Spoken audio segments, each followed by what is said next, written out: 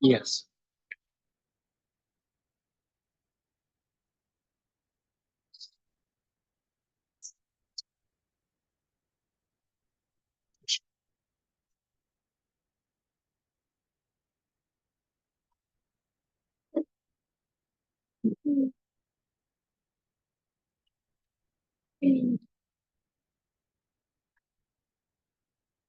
Here's the other mic.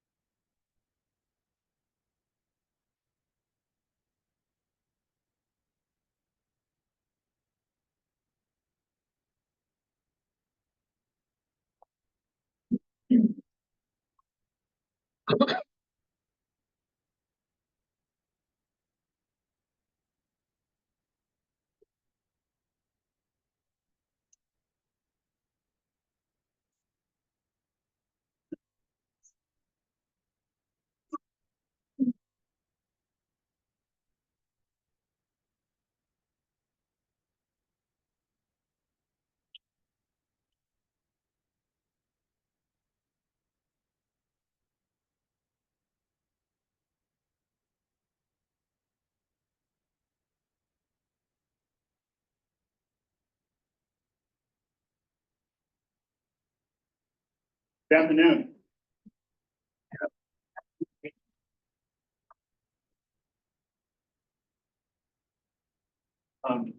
And thank everyone for coming out this afternoon. I really appreciate it. It's a very special event, special gathering. And thank you for being here. I'm Craig Crenshaw, the Secretary of Veterans and Defense Affairs for Governor Youngkin. And my colleague, who's the co-chair, Amy Gadara, is the Secretary of Education. So today's agenda for this meeting will begin some brief comments. All the comments will be by me as well as by the co-chair, and then we'll have an introduction to our task force members. But most of the time here is going to be based on just kind of hearing from hearing from you doing public comments. So today's meeting is focused on hearing from you, as I mentioned. We'll have a meeting in July. That meeting will focus on diving deep into VMSDEP, the data, functionality of the program, and we'll conduct analysis. We'll have a meeting in August. We'll work towards creating recommendations and actions that will help improve the program and its sustainability. Please note, if you register to speak, you should have received a card at a check-in, which reflects a queue order. Do not receive a card, but if you have any questions, please ask our help desk, which is located near the entrance of the hallway. We also have staff members around the room. Team, please raise your hand. Any member of the team, I can help escort you to the help table.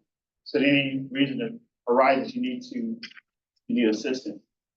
Our restrooms can be located near the elevators, and in case of emergency, please note the nearest exit in the back of the room.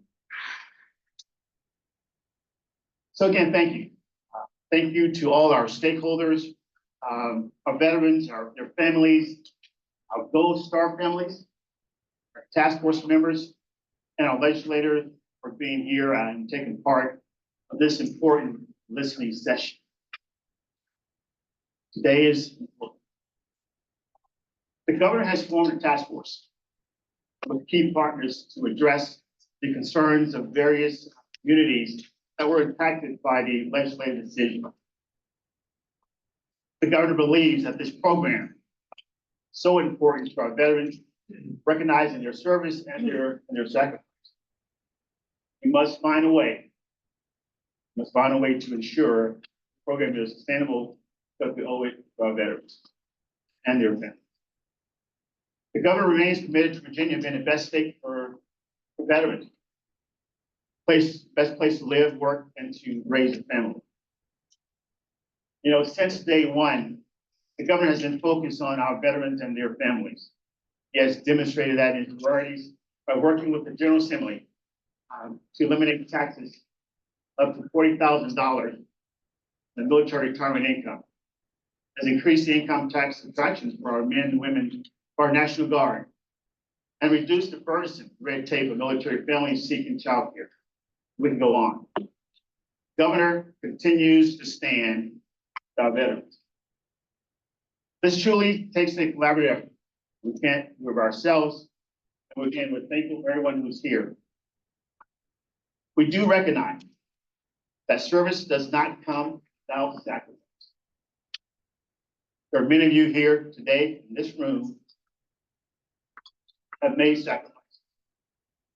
Sacrifices because of your service. Your family member, you have made sacrifices. And some have made the ultimate sacrifice. Our goal here is to continue to honor that service, honor the sacrifice today and throughout the task force work.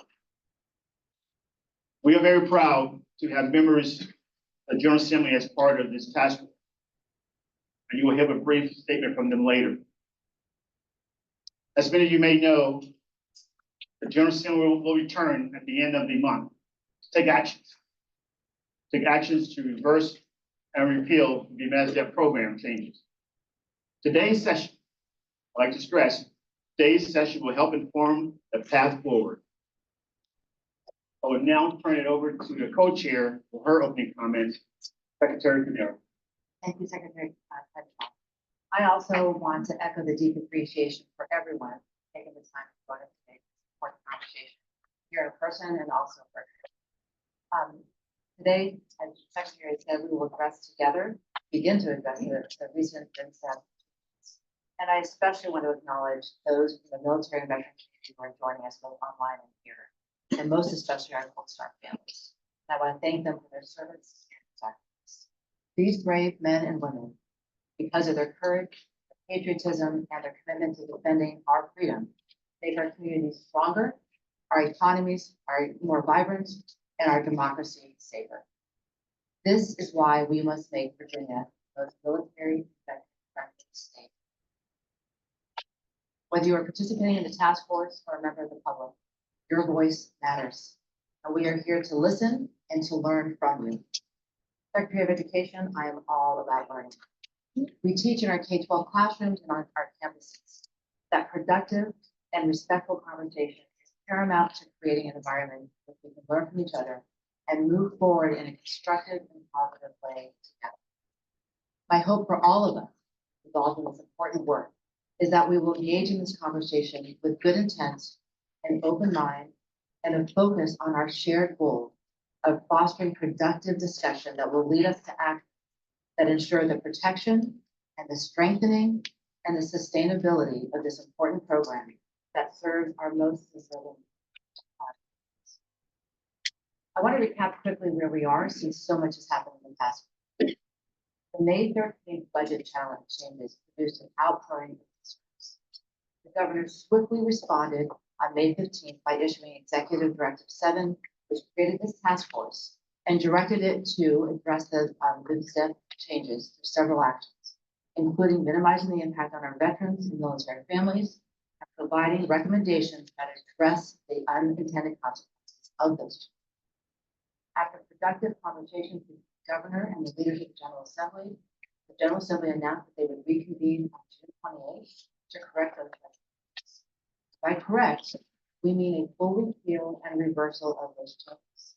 I want to emphasize that the governor is committed to a full repeal and reversal of the changes as quickly as possible and encourages our General Assembly colleagues to take this action. This process reflects how we address problems as working together to find solutions. Speaking of working together, thank you to everyone who has reached out to provide written feedback. I'd like to remind everyone that we'll continue to accept that feedback, and you can submit written comments through July 15th. You all under agendas that you've received today and online, you can find the QR code that brings you to the Department of Veterans Services website that has a link that you can provide comments on. Also, agendas and materials that the task force has received, as well as other information about Secretary Crenshaw and I would like to share several guiding principles to keep in mind as we work together. First, the Virginia Military Survivors and Dependents Education Program is an important educational benefit for our families who have sacrificed the most. We must protect, strengthen, and sustain this program because it is the right thing to do. And it is how we as Virginians demonstrate our commitment to our military force. Second, we enter this conversation with good intentions while recognizing that missteps occur. The governor has been clear, and I reiterate this afternoon, that we are committed to fully reversing the eligibility changes so that this task force can work on a plan to ensure this program is sustainable for the long term without the looming specter of the month. Third, our military and veteran families did not receive enough opportunities to engage in the decision-making process.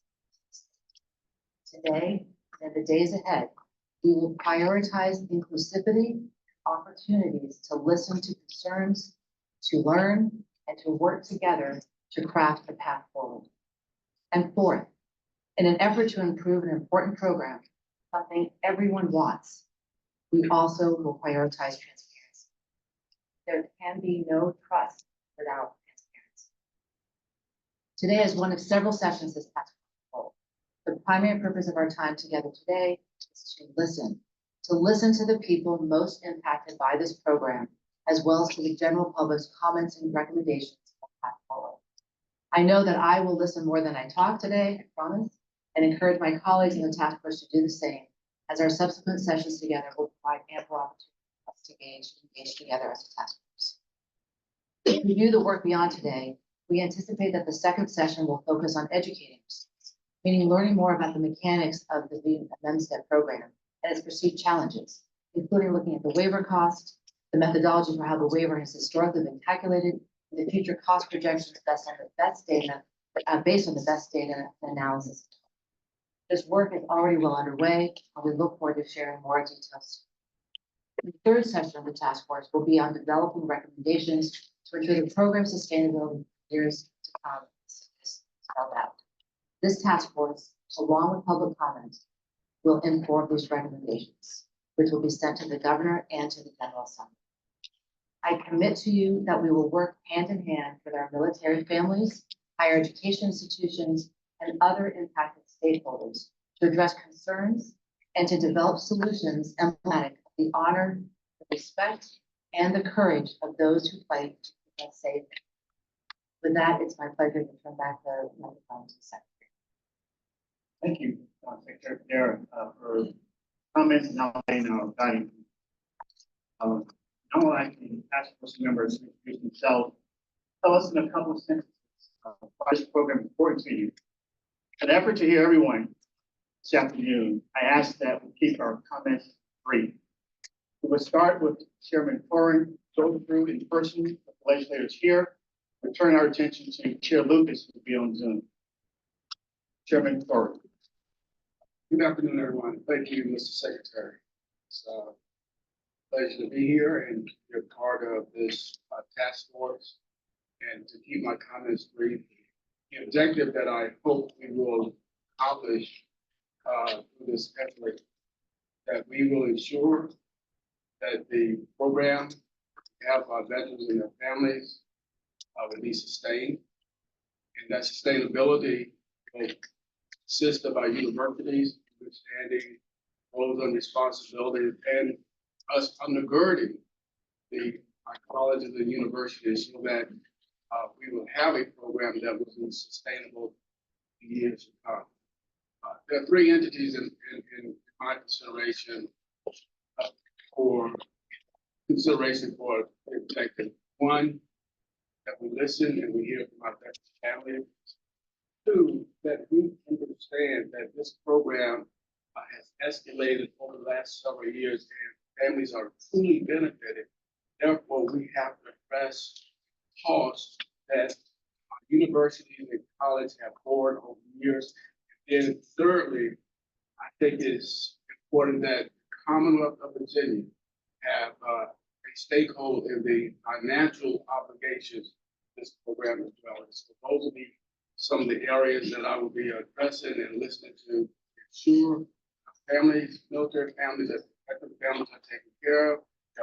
Universities and colleges can continue to have this outstanding program, that the Commonwealth of Virginia understand we must have a vested interest financially in these programs. Thank you. Thank you. Senator Durant. Okay, thank you, Mr. Chair, and thank you to everyone who's here and who joined us online about this program. I represent the 27th district, which is pretty much the entire county, Mecklenburg County, city of Fredericksburg, and portions of Spotsylvania County. And so, my district, I've heard from just about everyone that's been affected, I think, from the very beginning. And I'm right there with you. We are also, my husband just retired after 30 years, Marine Corps this November. We have 3 kids. So we certainly understand exactly how my constituents and the rest of the Commonwealth have been affected by it. And I think I share Secretary Gutierrez's sentiments that there were mistakes happen. This process should have been through the committee process. And we should not have gone through a legislative budget. And this is kind of what that happens early on. So we understand what are the true ramifications moving forward. So I really hope that we all are able to come through and get that perspective. I'm here to listen right now. I want to hear and learn exactly how we're going to be moving forward, but I'm very much committed to ensuring this program moves forward exactly how it has been as intended. And again, thank all of you. Thank you. Delegate Jerry.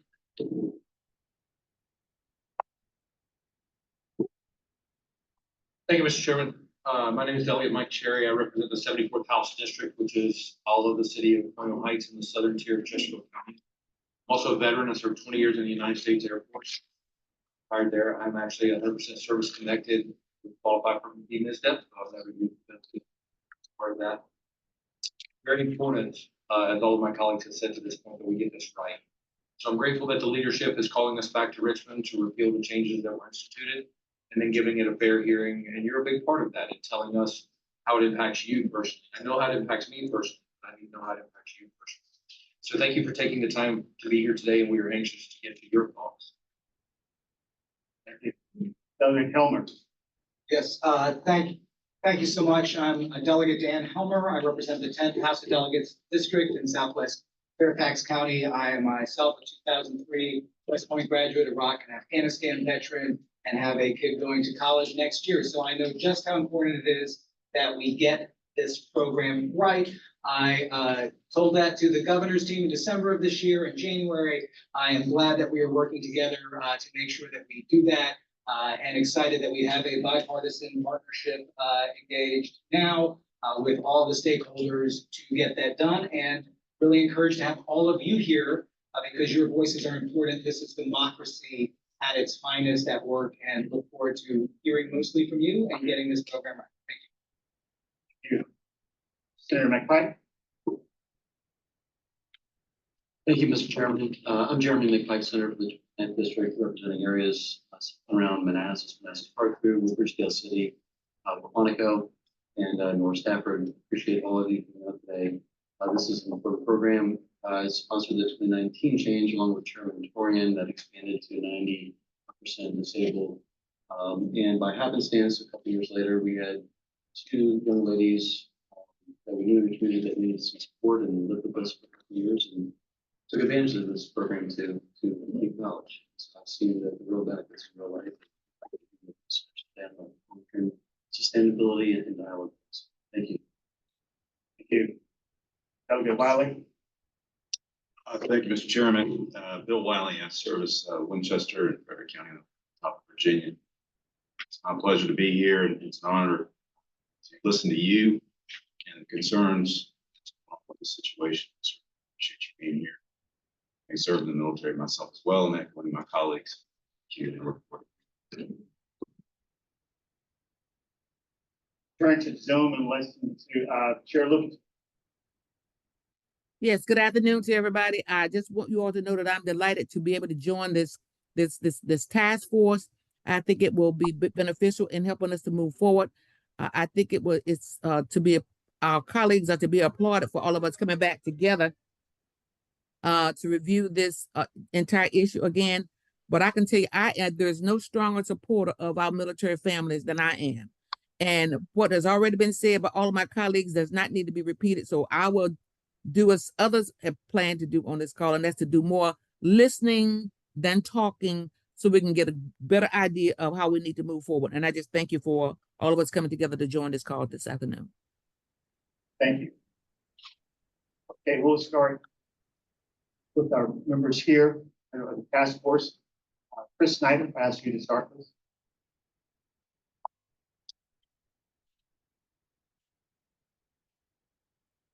Hi, James my name Manns. Yes, sir. My name is James Manners. I'm here on behalf of Senator Bryce Reeves, who was remiss to miss the first meeting. But like his colleagues up here, he is dedicated both to the repeal of the original budgetary changes to the program and to finding a long-term financially stable solution to the VMSDEP program and the costs that we face with those. Good afternoon, Tim Pillion, retired Army Colonel and current member of the Virginia Veteran Services Foundation. So look forward to listening and learning. Thank you. Hi, I'm Sarah Roskinen. I'm sworn into the Air Force. I've been a longtime Virginia resident. I graduated from VCU. My father is also the Director of Military Student Services here at VCU. I'm a military spouse. My husband is currently at 16 years in the Marine Corps. We have 4 years to go before we look at retiring here to Virginia, and I have 4 sons to put through college. I'm also a Gold Star sibling. Thank you to all of you for being here, and please know that I'm here to hear you. And I hope that we can make Virginia a place that every veteran and Gold Star family wants to live. Good afternoon. My name is Dave DePippo. As my background says, I was once a quartermaster in the Coast Guard. That was in the 1990s when I had brown hair. Today, I'm an attorney with Dominion Energy. I'm certainly here on my own behalf, but I'm proud to represent Dominion. They have a strong and long commitment to veterans' causes. 1 in 5 hires at Dominion are veterans. There's one sitting right over here in front of me, including myself. The only other thing I'll say is that I've been representing veterans pro bono in the educational space for about 10 years. So I look forward to applying some of those experiences for hearing what you have to say. Good afternoon, everyone. My name is Catherine Martinez. I am a Navy veteran that served for 4 years. I was injured in the line of duty and live with a traumatic brain injury, but I'm a byproduct of Virginia Public Schools. I graduated from Tidewater Community College as well as Old Dominion University and was heavily involved with Student Veterans of America on campus. This organization is committed to providing post-service success through higher education. Being a part of this task force is important to me as a student at both Tidewater Community College and Old Dominion University. Firsthand, got to work alongside several students who benefited from being a part of VMSDEP. Virginia Public Schools offer so much to their students. Myself personally even gained beneficial opportunities by working with Virginia Commonwealth University. We ran a research study to assess the benefits of assistive technology for women veterans with traumatic brain injury and spinal cord injury. Limiting this program would limit the opportunities to not only military spouses, children, and surviving family members. It would limit their opportunity to gain access to resources that they would otherwise not have if they don't have access to higher education. So thank you so much for having me here, and for those sitting in the audience. I am not your voice, but I am a microphone to amplify your voices, and I'm honored to do so. Hey, good afternoon. Is working? Yeah, it is great. Hi, good afternoon. My name's Mike Flanagan, soldier for life, proud son of Bill Flanagan, the late Bill Flanagan, the colonel, the colonel that worked for Speaker Kirk Cox for 23 years, helped Kirk sponsor over 110 pieces of veteran legislation.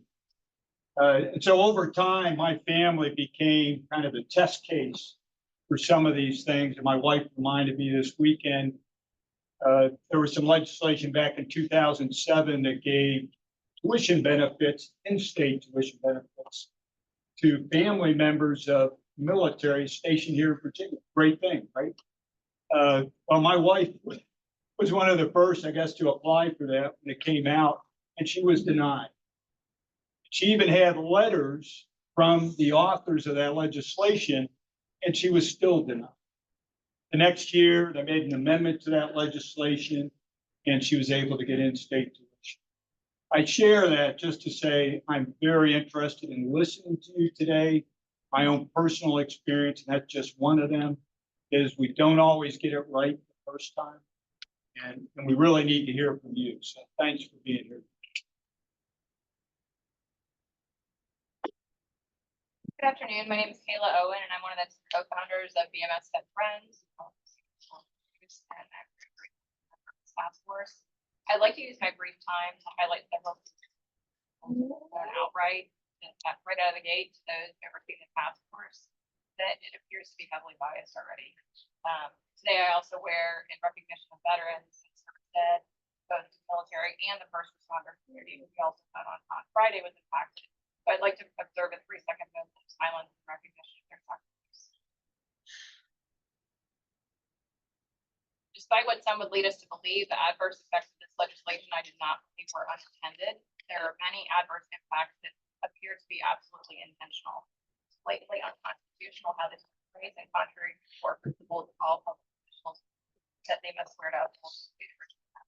At a minimum, going forward, the task force should recommend a JLARC review of the program, as there's been concern about the numbers already. Here are some specific questions that I have. Why are we continuing to accept numbers at face value? Allow me to provide one example.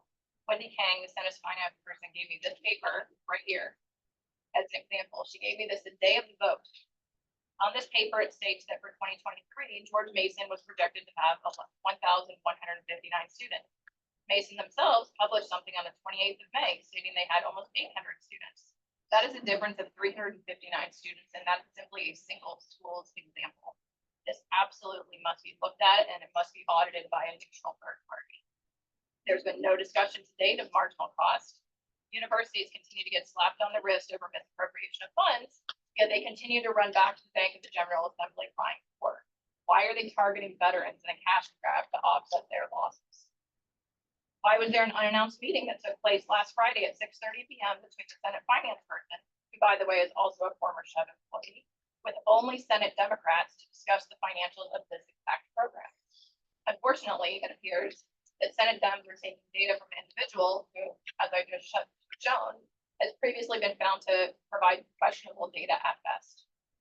I'd like to conclude by saying, with a quote from our Commander-in-Chief, George Washington: the willingness with which our young people are likely to serve in any war, no matter how justified, shall be directly to the proportional directly proportional to how they perceive veterans of early wars were treated and appreciated by their nation. This was legislation without representation. Yeah.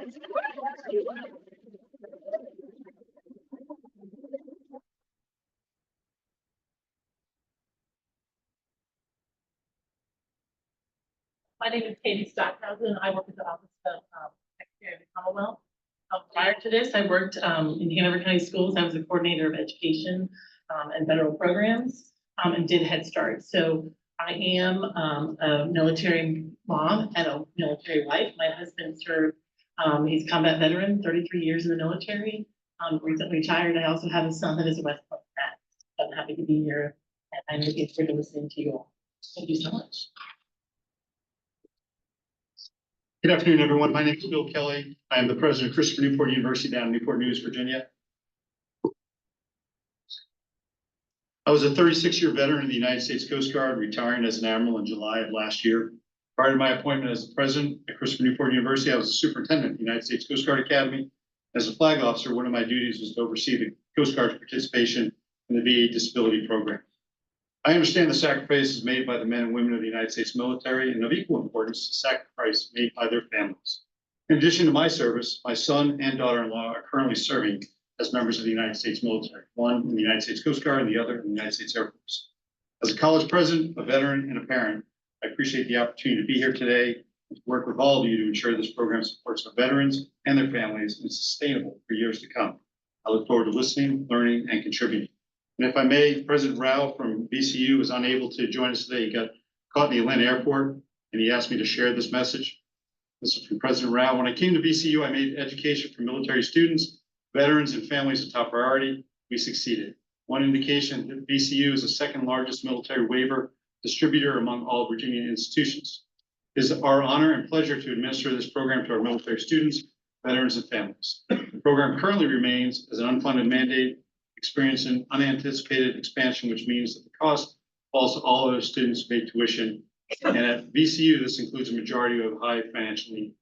As an institution committed to accessibility, we prioritize affordability by trying to keep tuition increases to a minimum. However, increases in tuition for student subsidies subsidizes the program. The situation is financially unsustainable. Our college and universities look forward to collaborating with the Commonwealth to establish a sustainable framework for the program. This past legislative session, Virginia took meaningful steps to do so. We look forward to continuing that process through this task force. This is a top priority for VCU and all of us in the Commonwealth. President. My name is Chuck Zingler. I'm honored and privileged to serve as the Commissioner of the Department of Veteran Services here in Virginia and work with a team of over 1,000 men and women that look every day to serve the needs and earn benefits of our veterans, their family members, our transitioning service members and their families, and also the survivors of those families. I am certainly committed every day with our team to help those veterans, and none more than those service members that gave most to this nation and to earn our freedoms.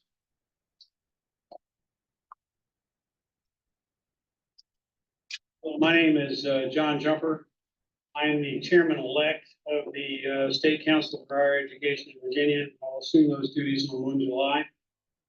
I'm a graduate of VMI, served 39 years in the Air Force, and I retired as a 17th Air Force Chief of Staff. I have 3 daughters who graduated from UVA and all served in the Air Force, 2 with multiple deployments to combat operations. The oldest daughter is currently a brigadier general serving as commander of the Virginia Air National Guard. Youngest commands an Air Force Civil Engineering Squad. Members of my immediate family have, starting with my dad, served continuously in uniform since. Grateful for the opportunity to be a part of this task force. And I am proud to be a part of a group that is pledged to do the right thing, correct mistakes, and do the right things for our veterans.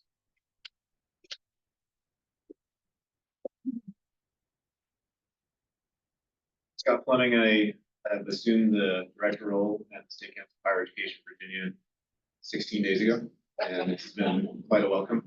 I appreciate the enthusiasm, the engagement, the intelligence of this community, and I appreciate the grace which you have treated me and my staff review me as I've come up to speed on this issue. As you see here at the table, a number of task force members who are committed to doing the right thing by this community. Commitment is what we observe from you, your families, the military, the veterans, the first responders who are impacted.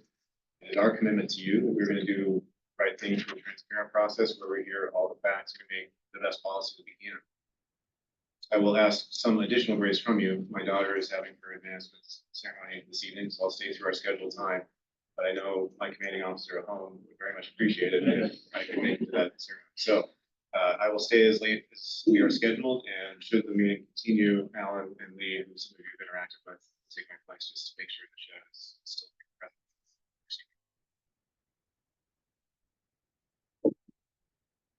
Good afternoon, thank you, Chair Crenshaw, Secretary Gadara, and our fellow task force members. I'm Deb Dickinson, Executive Vice President for Finance and Administration at George Mason University.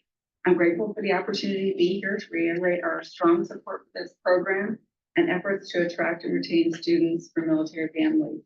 As the third largest institution, awarding this benefit, George Mason continues to be one of the best places in the country for veterans to pursue higher education, and we want to continue to provide this support at the highest level. Institutions of higher education across the Commonwealth, and we want this to be a healthy and sustainable program. It's a program to benefit our veterans and their loved ones for generations to come, and we fully support that.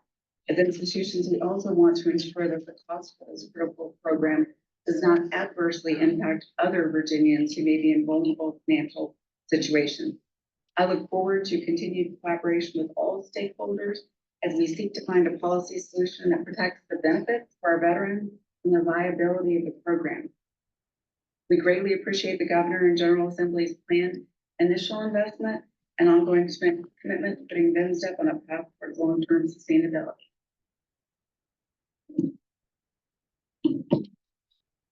Good afternoon. I'm Corey McCray. I'm president of Quality Camp Community College. I'm here today representing all 23 community colleges. I should mention that I'm also a United States Navy veteran and Gulf War veteran. Also a proud participant in the True Strategic Program. I understand the importance of this kind of programs as troops transition out of the military and for veterans and family members. So I certainly do look forward to working with this committee to ensure sustainability of the program. We're seeing increasing numbers of participants at the community college level. We've seen since 2019 about a 362% growth of participants in the community college system. So we are committed to making certain this is sustainable and not impactful on those who are not veterans necessarily, but making certain that it is sustainable and that we work with state and local government to ensure sustainability. So thank you all, and I look forward to working with this.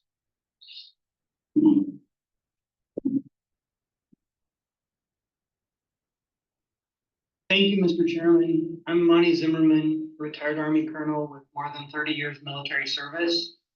I currently serve as the Vice Chairman of the Joint Leadership Council of Veteran Service Organizations, a politically appointed body that's responsible to advance the legislature and executive branch issues on veteran service policy.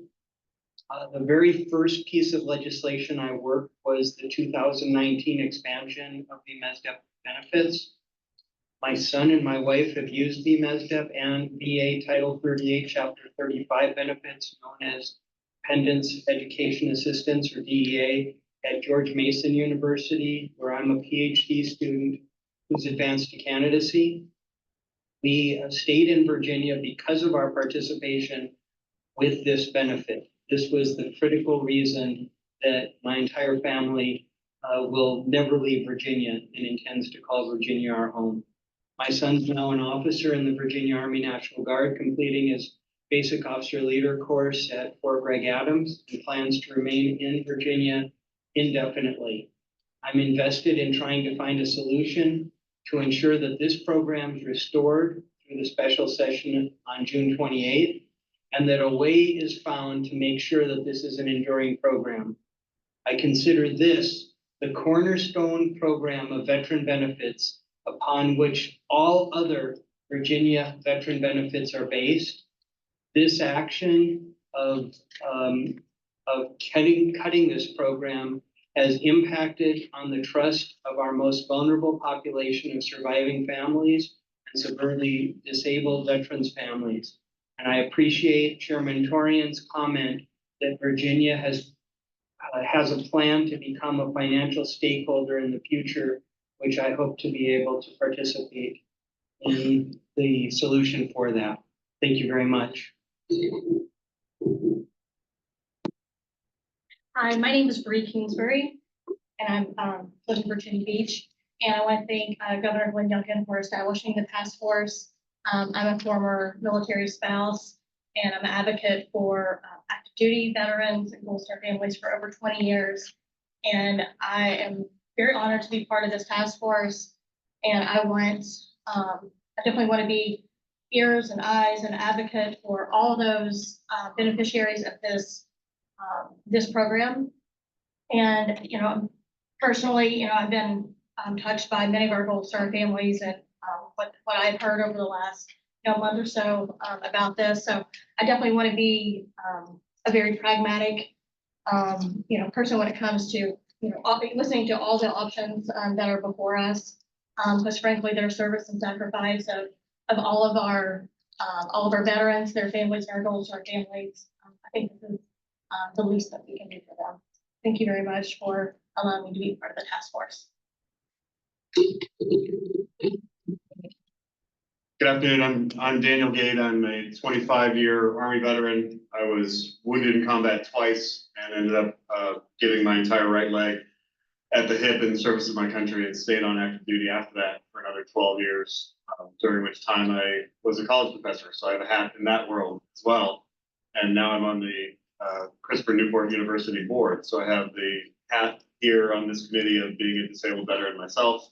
I have the hat of being a board member at Christopher Newport University and interested in the long-term physical health of that university, of course. And finally, until January of this year, I was the commissioner of the Department of Veteran Services. So I was in charge of this program. And many of you, I think, probably got mailers in the mail from me. Some of you probably even signed up for this program initially because you got outreach from the Department of Veteran Services. And that's because I believed then and I believe now that this is a critical program to honor the already made sacrifices. This idea that you have to pay for education. No, you've already paid. And so that's an important part of this. And so I bring a pretty unique perspective on this board. I'm looking forward to, on this task force, I'm looking forward to helping come up with solutions that'll work for our Gold Star families, for our disabled veterans, children, and for the taxpayers of Virginia. Good afternoon. My name is Caitlin Goodale Porter.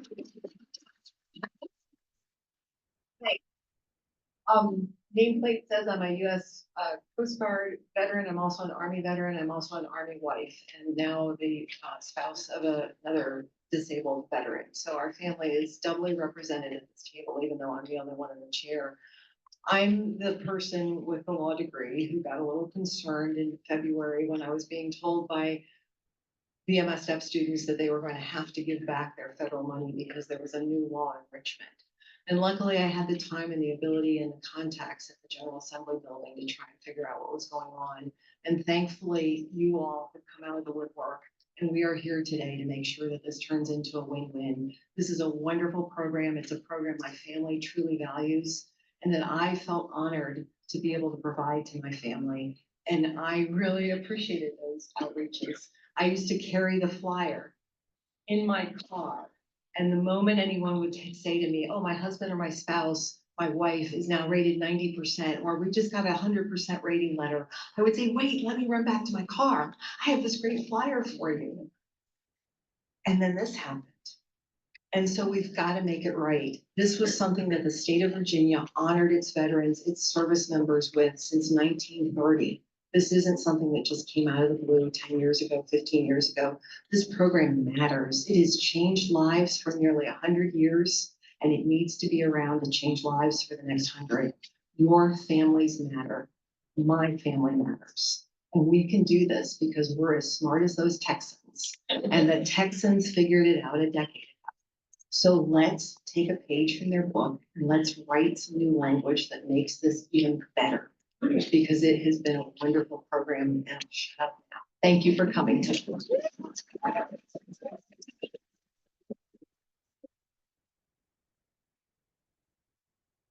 course, I have apologies.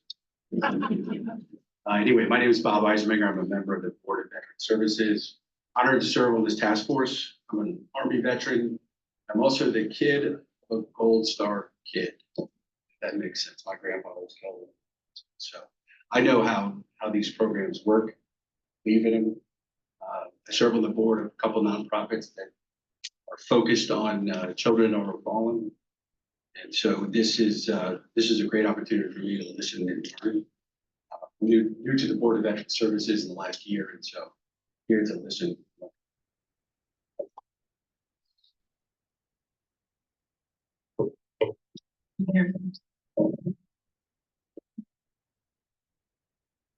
I registered as a speaker as well as being put on the task force and allow me to introduce myself and also share stories that others have asked me. Good afternoon. My name is Kristen Fenty, and I'm a Gold Star widow. It is both an honor and an agony to serve on the Preserving VMSDEP Task Force and speak before you today. I'm wearing the Veterans Recognition Ribbon. The blue represents all military veterans. The red represents the blood that has been shed by the men and women who have defended this great Commonwealth and nation. Today, I wear it in recognition of veterans and service staff of both the military and emergency response. Education benefits for our severely disabled veterans and survivors of line of duty deaths across every uniformed service, military and first responders, were rolled back in language hidden in the budget bill signed May 13th. Passage of the bill with this language betrays all military and first responders who serve to deter public health, safety, and security crises, even those of disastrous proportions. This leaves one wondering whether the time limitations of Virginia's anachronistic legislative calendar prohibited thorough examination of the language, or if it was something more sinister, such as an anarchistic intent. The past 2 months have been such a roller coaster of commitment and rollbacks. The experience has made us lose faith in our representative government and done harm to our communities. I was thinking last night about the only time my daughter Lauren and my late husband Joe were together physically. Lauren was 28 days old when her father was killed while conducting a combat extraction in the Kunduz province of Afghanistan during his 20th year of service. I received his body at the funeral program. Opening his casket, I placed Lauren on top of his gauze-wrapped body. I could smell his charred bones. One of his legs was placed to the side of his torso, and I used it to prop her up. I cradled his head, which was shrunken from the heat of an 11-hour fire. I took a photo, picked Lauren up, and then placed her baby blanket in the casket with him. Lauren is now 18 and a graduating senior who works, volunteers regularly, serves as a class officer, and has earned a 4.3 GPA. She's been accepted at a Virginia University where she plans to study psychology and behavioral neuroscience with a plan of attending medical school. We were relying on VMSDEP to ease the burden of undergraduate tuition and fees as we save and plan for medical school. The tuition waiver leg of support we were counting on has been pulled out from under her and others with the passage of HBSP 6001. Societies that do not share the cost of war topple. I pray the Virginia Assembly will right this wrong. Subsequent to Joe's death, I've tried to honor his life by serving those who have lost a loved one or been severely injured by their service. After setting up housekeeping for one family transitioning to an apartment near Walter Reed, I went with them to visit their soldier. He was a triple amputee and suffered burns and bullet wounds throughout his body. He wanted to hold his daughter, so I lifted her to the bed. He had no arm with which to hold her, so I rolled pillows to support her. The state of Virginia made a commitment to also support her and others like her. Now, 16 years later, that commitment has been withdrawn. So too has her college application. Amanda Goldstein and her veteran husband were married for 13 years. He joined the Army when their twin sons, Peyton and John, were 18 months old. They lived a typical Army life, moving countless times, being raised most often with an absentee parent. Their father deployed to Afghanistan 6 weeks after the birth of the family's fourth child. Peyton and John excitedly welcomed home their father post-deployment. However, he was barely functional. He immediately became severely abusive to their mother and eventually to them. His severe PTSD went undiagnosed for a year. Between 2011 and 2013, he was hospitalized several times. With a prognosis of non-recoverable, the Army started the 11-month medical retirement process. Amanda had to quit her job as a civilian nurse for the Army because her husband could not be left alone. He was hospitalized another 18 to 20 times because of his PTSD. Their marriage was dissolved in 2017 after he tried multiple times to kill her. Peyton and John spent much of their childhood trying to protect their mother, their siblings, and themselves. Despite the abuse, they remain intermittent caregivers for their father. Both graduating seniors have been accepted to universities for the fall, but are not grandfathered under the service earned VMSDEP. Without the full benefit, they will not be able to go to school in the fall, while also being caregivers for their father and unable to work full-time. All these children have borne the sacrifice of service and scars of war. They have propped up their families. The Commonwealth committed to prop them up, offering a leg of support where one was missing. Now that leg of support is being pulled out from under them, and their educational aspirations and futures will topple. Before considering rollback of VMSDEP, a solvency study must first be examined, including a tertiary third-party audit of records from CHEV, DVS, and each of the Virginia public colleges and universities. This ought to be a bipartisan priority. When commitments made to those those who have laid down their lives in service or suffered immeasurably because of that service are held hostage to priorities of profit, such as higher ed and skills gain revenue, we must reevaluate our Commonwealth leadership in every branch and at every level. Public institutions of higher learning were founded with the mission of advancing the public good, not making a profit. These institutions have billions of dollars in endowments. Why is their profit being prioritized over the public? I look forward to rolling up my sleeves with you, getting to work, and ensuring perpetuation of the VMSDEP waiver program. Thank you for your time.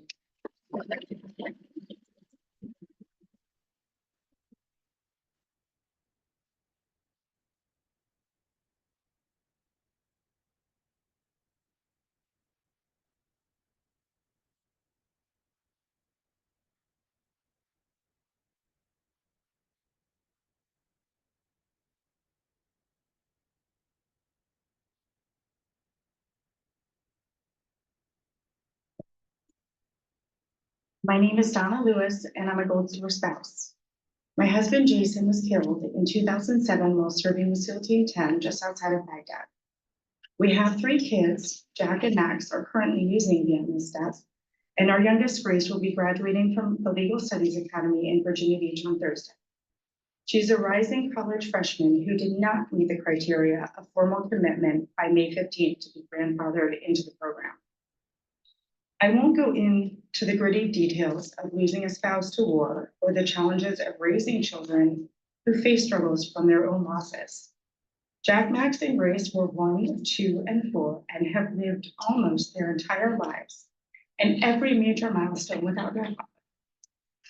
When Grace graduates on Thursday, she'll have a picture of her father in her gown instead of one of him standing next to her. And in keeping with the tradition we started with her oldest brother, we'll launch a 20-year-old DVD of her dad reading Dr. Seuss's "Oh, the Places You'll Go." Later this afternoon, you'll hear from Jason Redman, who was critically injured on my Jason's last deployment. and Aaron Strasburger, whose late husband had to stay behind due to a cancer diagnosis. Although our paths have differed, their family sacrifices feel intimately tied to mine. There is no hierarchy of worthiness here. These past 2 months have shown me the ugly side of Virginia's government. Countless senators and delegates we met with said they were told the impact on our families would be minimal. Past numerical projections of usage have shown to be inaccurate, and current projections are illogical. Additionally, the dissemination of information to impacted families has been abysmal. So while I welcome the opportunity to work as a member of this task force to come up with evidence-based assessments of needs and as well as common sense solutions so that all who have counted on the commitment Virginia made to its veterans and survivors will have it available, I now do so with a healthy dose of skepticism. Few in the Commonwealth have sacrificed more for this country than the veterans, first responders, and families who have been impacted by this change.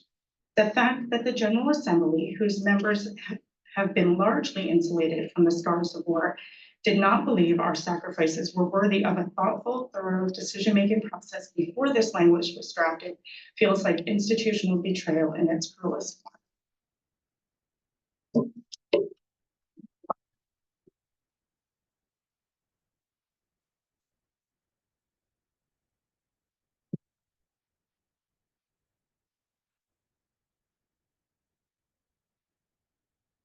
Good afternoon. My name is Rob Bell. I'm here on behalf of Attorney General Jason Vieres. Appreciate being invited to participate in this task force and look forward to hearing from the public this very important issue, which I gather will begin.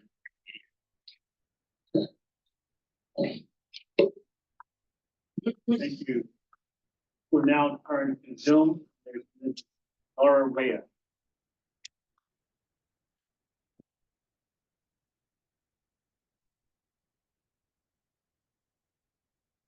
Good afternoon. First, I would like to thank all of our brave men and women in uniform, especially those who became disabled and those who made the greatest sacrifice for our country. Thank you also to the families who have struggled and sacrificed alongside them. Thank you for granting me the honor to participate today. I greatly appreciate everyone's time and efforts to right this wrong. My name is Laura Rea, and I'm a former VMSDEP beneficiary. I've been advocating for reform of the VMSDEP program since I became a part-time student who quickly realized the 8-semester waiver wouldn't fully cover the cost of my degree. In early 2022, I started reaching out to my representatives. It was in my public policy class that I chose to research VMSDEP for my project. I'm honored that many have found my case study useful. I had no idea my advocacy would expand from helping part-time students to simply keeping the program alive. I took a 1-year break in my studies to fight cancer, and my last class was the spring of 2023. Since the working definition of grandfathered in encompasses students who attended in the 2023-24 school year, I no longer qualify to receive the waiver and thus won't be able to finish my degree. Last, as a mother to 3 children, 10 and under, VMSDEP is our lifeline. If I knew the program would not be reliable, I would have been saving for college for the last decade. Now we might have to rely on student loans, and we all know how that's played out. Our family and many others desperately need this program to continue without having to jump through FAFSA hoops. This should not be a needs-based benefit. It already has been earned. For these reasons, I'm glad to have the opportunity to put our heads together to improve and fully fund VMSDEP and keep the goal alive of Virginia being the most veteran-friendly state. Thank you to all the speakers for sharing their personal journeys, thoughts, and ideas today.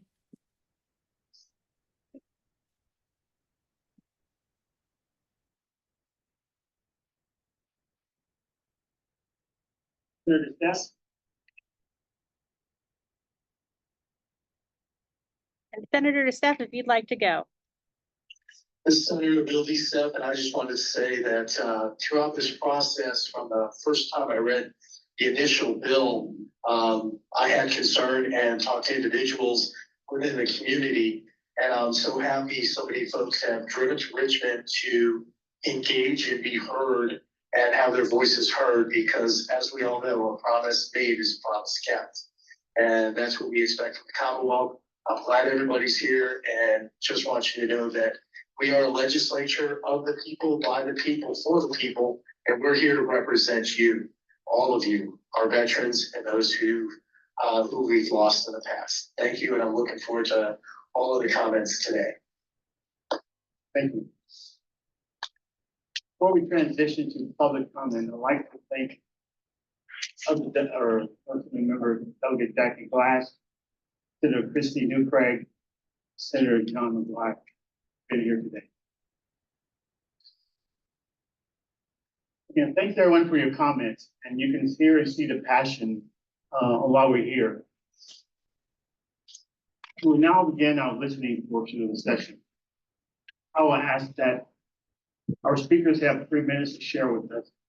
We recognize that there are about a number of 40 so would like to provide comments. So I'll add that we be conscious of the time. We have our friend Colby. Colby, where are you at? Where are you? So Colby will help us take time, make sure that we're on track, and again, he will be the one to kind of sure everyone get an opportunity to talk. Everyone has a story, and so there are going to be opportunities to share your story. And if there are some stories that are the same, if you could just maybe say something more personal. What we don't want to do is continue to have the same topic unless there is something special. And again, it'll be you have the opportunity to describe what it is that you're going through. We're here to receive. So whatever you want to share with us, please do it. But if there's any personal stories you'd like to share with us, also that's an opportunity for you to do that. Thank you. And we'll have our first speaker.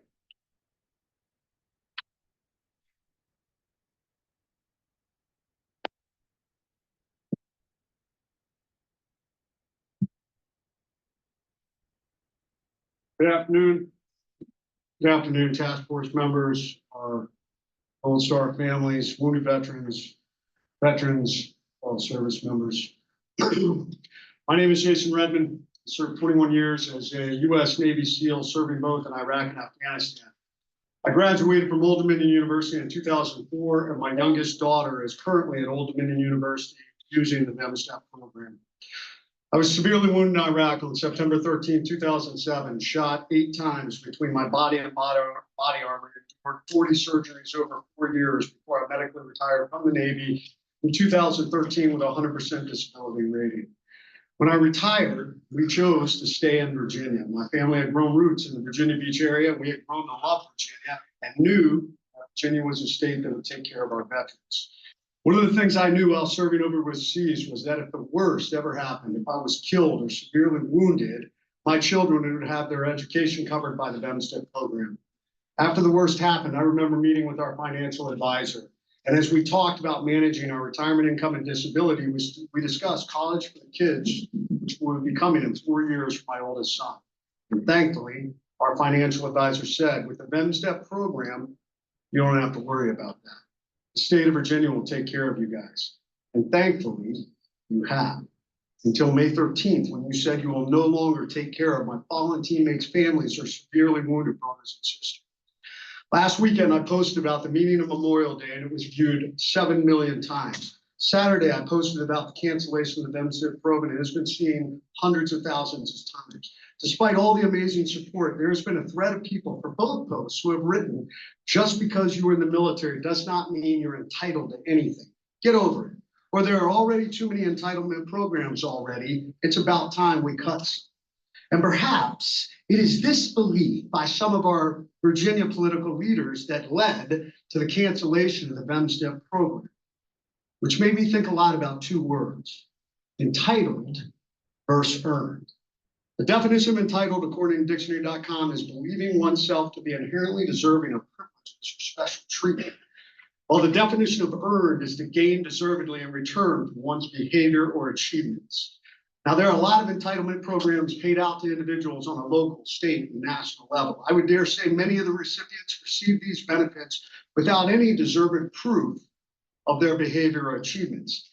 In other words, these are purely entitlement payments. When our service members raise their right hand and pledge to serve and defend our great nation, states, municipalities, and fellow citizens, they do so with an understanding, covenant, if you will, that should the worst happen to them, they will be taken care of. And more importantly, that their loved ones, their spouses and children who did not raise their hand to sacrifice will be provided the opportunities that the service member is either no longer able to due to severe injury or no longer able to because they are no longer here to do so. Several of the spouses of my fellow teammates are no longer here, and they sit on this committee or in this room today. Like me, so many of my fellow warriors believe their children will be taken care of if the worst happened. The state of Virginia pledged to do this, and suddenly, when the bulk of our 9/11 war children are coming of college age, the General Assembly and our educational institutions are saying this is too hard, that supporting this entitlement program is unsustainable. You are saying this in a year of surplus for Virginia. You are saying this when Virginia veterans contribute at a minimum over $50 billion of taxable income and spending in the Virginia economy.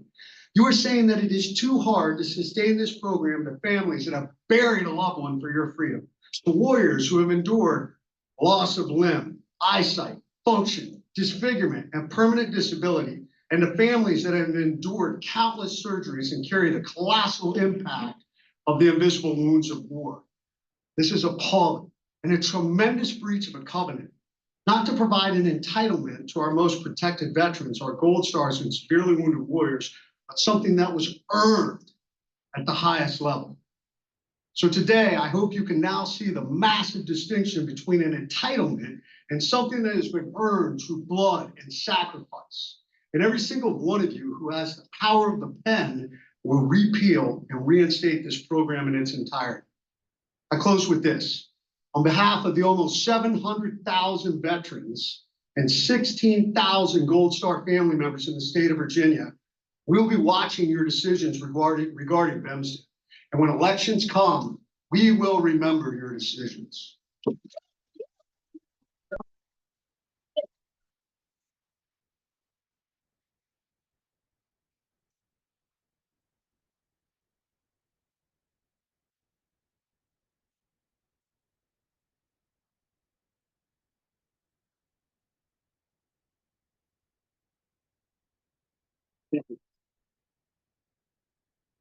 Well, it's not fair that I have to follow that.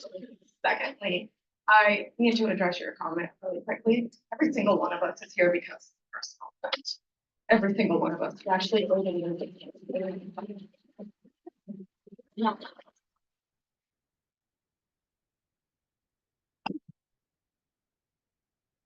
let me introduce myself. My name is Erin Strasberger. I would like to take those 3 seconds in silence to honor all of our fallen heroes. I am a U.S. Navy veteran and a widow of a medically retired Navy SEAL, Robert Strasberger. My husband served honorably with Jason Redman and with Donna Lewis. He served for 21 years, and all but 2 of those years were in the state of Virginia, all while dealing with chronic illness that was service-related. We continue to serve despite many years of chemotherapy. Doesn't get more personal than this, that. Stem cell transplant, and survived a bone marrow transplant, and still went back to the SEAL teams to serve with his brothers, this state, and our country. My husband succumbed to his illness 3.5 years ago, August 6th, 2020. As his sole caregiver, I had to sacrifice my children's care and diverted attention beginning at ages 6 and 2 in order to meet the demands of caring for and the requirement to travel out of state for often weeks at a time to facilitate his long-term care and treatment. I wasn't able to have a career and plan for my own retirement, and all too soon knowing that I was planning to be a widow. Because of the outstanding veterans benefits the Commonwealth of Virginia boasts, our family decided to stay here, seems to be the theme in the room, then moving to be with our families in California or Iowa, allowing me to stand on my own 2 feet as a veteran in a window. This program promises to also give my children the ability for an advanced education. We are not just numbers. We stand and present here vulnerable, yet strong to share some of the darkest, most intimate details of our lives. Shaking. We are here through service and illness and injury and death by circumstance, not all by choice. I am a recent beneficiary of the benefit and earned my degree in occupational therapy assisting after serving with my husband through TCC. I'm 49 years old and I graduated a year ago because of this program.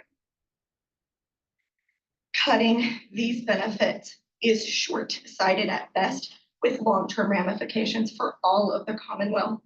I echo Donna Lewis's feelings of institutional betrayal. We implore you to right this egregious error and restore VMSDEP. Thank you for receiving my story. It is my life, has been my life, and for your attention to this very important matter.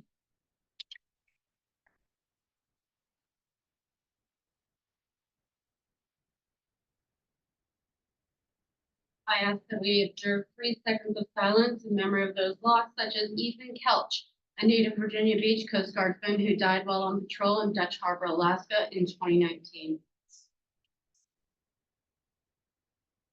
I'm Christy McInnes of Virginia Beach.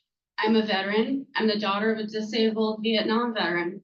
I'm spouse to a disabled veteran who served for 30 honorable years, and I'm the mom of a veteran. I say all of this to explain that I come from a family that understands commitment and sacrifice and knows the value of honoring promises. Special hello today to Admiral Kelly. You won't remember meeting me, but I once entrusted the care of my young recruit son to you at Trace and Cape May. Today, he happens to be a Virginia police officer. Because the fates of VMSDEP and the state survivor benefit appear to be so closely intertwined, I'm once again entrusting you to advocate for he and his brethren. I wish that President Rao was here so I could tell him directly just how insulting it is to veterans to blame rising tuition costs on our children, rather than on things such as purchasing 22 acres to build an athlete's village on at the cost of some $80 million last time I checked.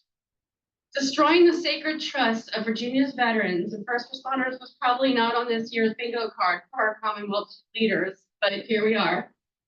This must be repealed completely for now. Any future grandfather clause must honor whatever program existed at the time a family became eligible to participate. Families who made critical financial and personal decisions based on VMSDEP need to retain the coverage that they were promised on the day that they received their VA rating. It is the only ethical way to introduce even small, tiny changes. We do not honor those who sacrifice so much for us with flowery words and pretty pictures. We honor them by upholding the compacts and the promises made and by ensuring that their families are cared for when they return home from service with broken bodies, injured minds, or when they don't return at all. The Commonwealth has the rare opportunity to right a terrible wrong here. I urge our legislators, be as brave as the men and women who don a uniform and ensure that this is corrected. I'm speaking right now to the entire legislature. Do the right thing, not because you think it's going to earn you the veterans vote or because it's going to give you some good partisan dig points. Do the right thing because it is the right thing.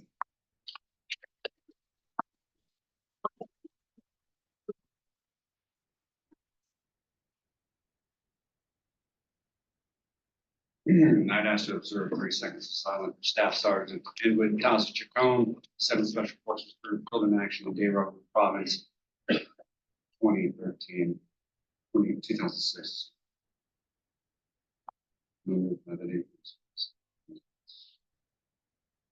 Chairman Crenshaw, Secretary Cadera, honored members of the task force. I'll start off on a positive note. My name is Chief Warrant Officer 3 Brian Smith, retired United States Army. I like what I heard for the most part going across the panel today, and I'd like to think that I could about face and go back to my beautiful Shenandoah Valley farmhouse and be secure in the notion that everything's going to be okay. But I had a team sergeant who used to say to me, Smith, you're only as good as your last op. And quite frankly, the General Assembly's last op gutted every person in this room. I spent over 2 decades in the intelligence community, And it was my responsibility to brief the commander on the most likely and most deadly course of action. And I can say without any shred of doubt that the most deadly course of action here is to continue on the path the General Assembly has put us. So I appreciate the fact that most, if not all of you, have said we are going to about face and we are going to change this. In all the time that I was in service, I never made a promise to my daughter. I never promised her that I'd be at a particular birthday. I never promised her that I would be at a particular Christmas or graduation because I knew I couldn't keep that promise. But when I got that letter from the VA that said, yes, Smith, appreciate it, take a knee. You're part of the Hundo Club. The Commonwealth is going to take care of your daughter's college. That's when I made the promise. I promised her that because she knew that she was owed something because of all the times that daddy goes and locks himself in the library and stares off into space for hours. She's owed that for all the times that daddy grabs onto a bottle instead of her hand. Like President McRae, I was a beneficiary of the Virginia Church Teacher Program. I am now an 8th grade civics teacher. What lesson am I taking back to my 8th graders about government? Can you help me out with that? And then the final, let's just call it a threat. It's not hollow, and a lot of people in this room will probably do the same thing. I will find Texas. I will find Indiana. I will find somewhere, right? And the Commonwealth will not just lose taxpayers. They'll lose teachers. Can they afford that? My wife works for the sheriff in Shenandoah County. They'll lose civil servants. Can they afford that? About face. Thank you.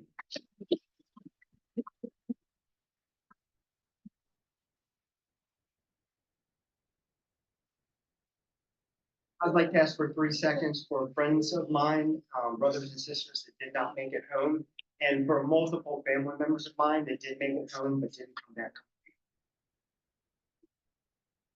My name's Eric Thompson. My family's lived in Ashburn, Virginia for the last 13 years. I was raised by my grandparents who both were extremely proud to be American and always felt it was a privilege to live in this great nation. And I'm saying these points not as a bragging point, but to show my family's commitment. My grandfather participated in the Hopping campaign of World War II and saw some of the fiercest battles on Guadalcanal. My grandmother was a World War II code breaker, or maybe she wasn't, because that's something she had to take to the grave with her because she was not allowed to talk about it. She just always said naval security in Alexander. And my family goes all the way back to the Revolutionary War. My great-great-great-grandfather has his name on a plaque in Gettysburg. He fought for the North. My great-grandfather started the tradition of serving the Marine Corps and was gassed in Bellewood, France during World War I. My grandfather was he was shot to hell, excuse my language, in Guadalcanal. He survived, and when he died, he still had shrapnel on his body. I've had uncles who were part of the Chosen Frozen in Korea, the Walking Dead in Vietnam. Lost one uncle to cancer due to Agent Orange. Cousins that were in Grenada protecting U.S. citizens and in Beirut on October 23rd when the Marine Corps barracks was bombed. Not a single one of these family members asked for anything in return. Personally, I served in Desert Storm, Bosnia, and Somalia. I saw some pretty tough combat when I was in as a Marine Corps radio operator with the infantry battalions. Most recently, my son served in Iraq and also as 100% disabled. He was the first of all my relatives to ever go to the VA for anything. And before then, we all had the attitude, it's a small price to pay to live in the greatest country in the world. As time went on, things that had been bothering me and starting to build up, I knew something was really wrong with me. So I talked to my grandmother about it. And before she passed, she begged me to start going to the VA and seek help. And this was a big step because this is not something our family would do. Since then, I've been seeking treatment for multiple problems internally in my body and major depression due to combat. I've destroyed a large portion of my life and was not able to provide for 3 of my children the way I wanted to. I have 1 child left at home. This is not about me. It's not about my benefits. It's about her, and it's about the countless others that deserve this. I was so excited to be able to give her this, and I don't like making promises that I can't keep. She was accepted in Loudoun County to the cosmetology school, and she turned that down because she wanted to put her focus toward college. I've never been able to provide that, and she knew she was going to be able to go. And it was a very happy time in my life where I was able to tell her about this. I told her she didn't have to worry about it because the great state of Virginia is going to takes care of its disabled vets and families. A huge burden had been lifted. That burden came back, stress, depression, and anxiety. Within a few days after I found out VMSDEP had been gutted. I'm not going to tell her about it. I'm going to believe that the right thing is going to be done. JFK said something along these lines of like, ask not what your country can do for you, but what you can do for your country. We answered it and we did it. Some of us made the ultimate sacrifice. Now it's your turn to ask basically, what can we do for our most vulnerable veterans and families? Restore the VMSDEP or in a special session. Get it done now. Don't give us the political sidestep. And when I hear somebody say sustainment, that's all I can think of. Don't add to our stress and anxiety wondering what will happen in 2025. Do it now. It's a small price to pay to live in the greatest country in the world, is what we've always thought. Now it's time for the politicians to say it's a small price to pay to take care of those that provided the freedom as well. Thank you.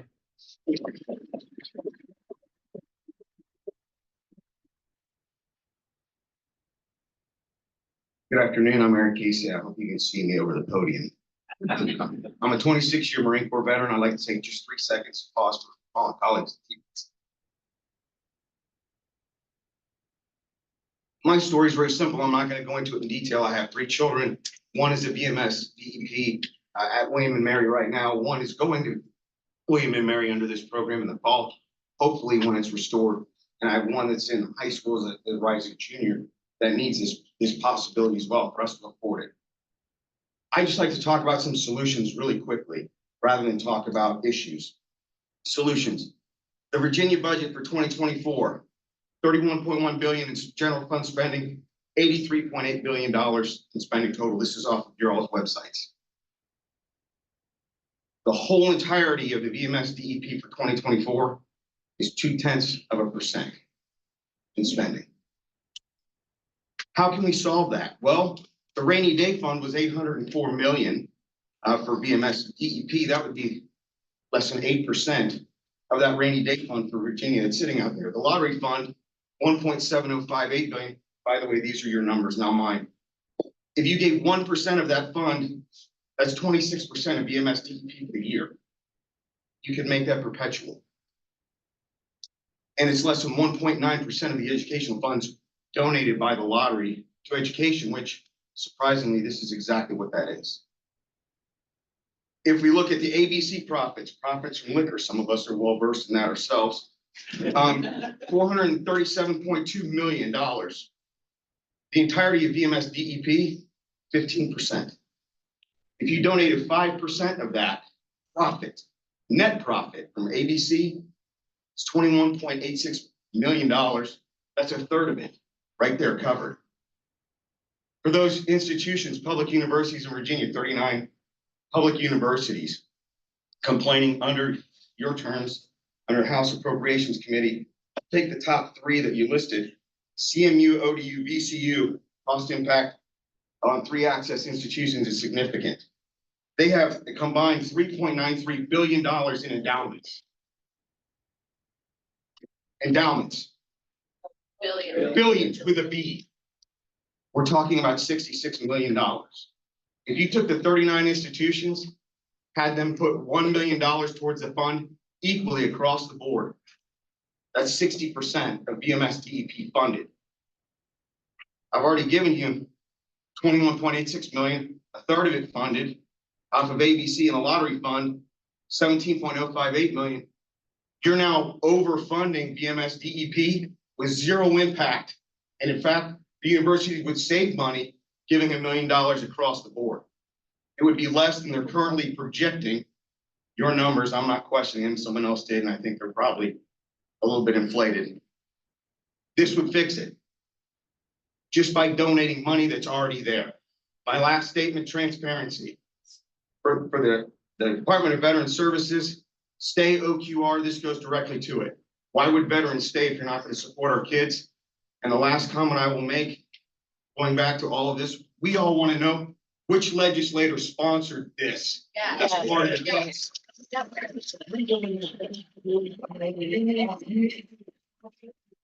Your actions. Tell us who put their name on it first and started this nightmare, and we'll finish it.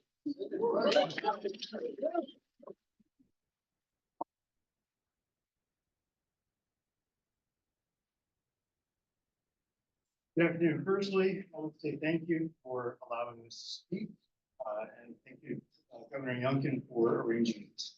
My name is Samir Ali Khan. I'm a lifelong resident of Fairfax County, Virginia, and Prince William. 37 years old, and I currently serve as a police officer in one Virginia agency, but I was wounded and unfortunately had a career-ending injury last summer. My wife is a 911 operator in your expected. Going back to September 11th, 2001, I was a freshman at W.T. Woodson High School in Fairfax, Virginia. I was in the film studies class when the Twin Towers were hit. That was seared into my mind.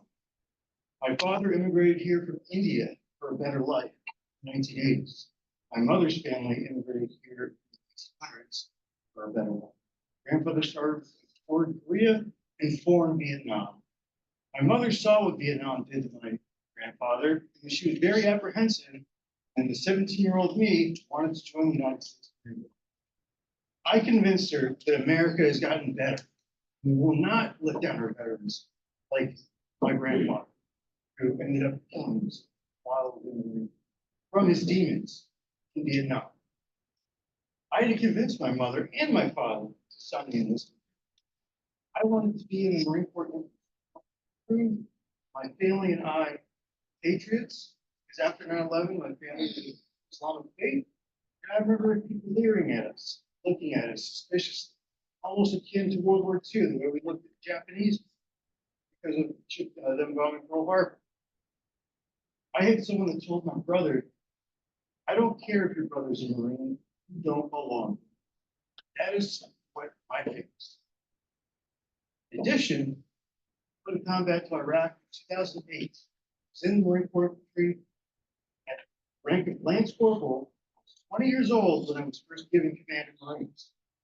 When I was in Iraq, as a 21-year-old scout team leader, I was leading patrols on the border of Syria, training Marines, hundreds of thousands, not millions of dollars worth of equipment. I did this and do it all over again. I love my country and my family.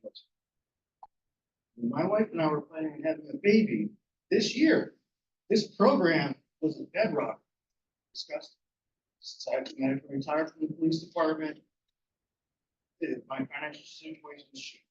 This program is here to help love me and my friends with this situation. Fortunately, now my unborn son's future is in the hands of politicians who probably were never downrange. Before I run out of time, all I ask, all I demand, whoever wrote this, whoever authorized this, they go to Arlington Cemetery or Veterans Hospital and tell those people that their sacrifice isn't worthy of their children's. Thank you.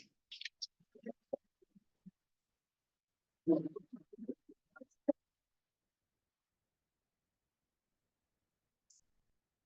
afternoon. My name is Laura Blythe, and I've lived in Virginia and been a resident for 8 years.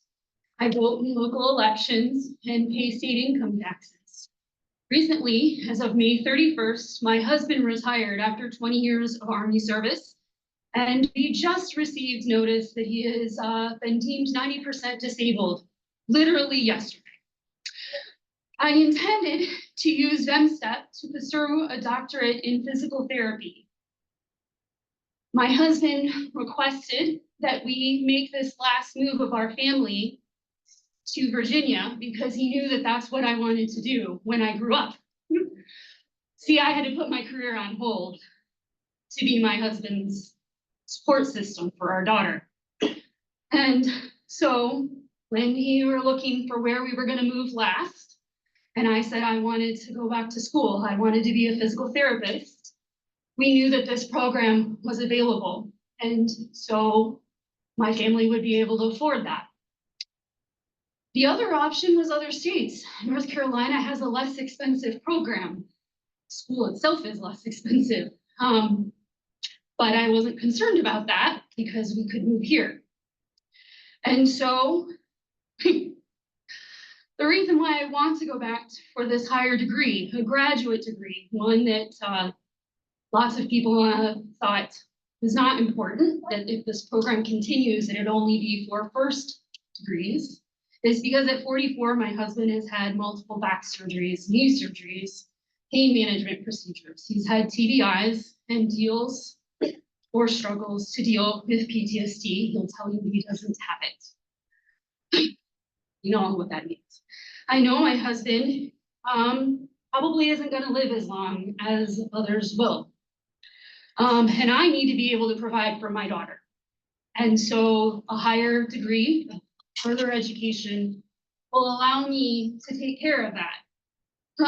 Because the average cost of I'm sorry, this is hard. You guys know that. Those with advanced degrees typically earn more than $10,000 a year than those that just have a bachelor's degree. And so I'm trying to be best prepared for my family. However, Chev and the universities and General Assembly have decided that spouses and children should no longer use this program for advanced degrees. I'd like to ask that you reconsider that.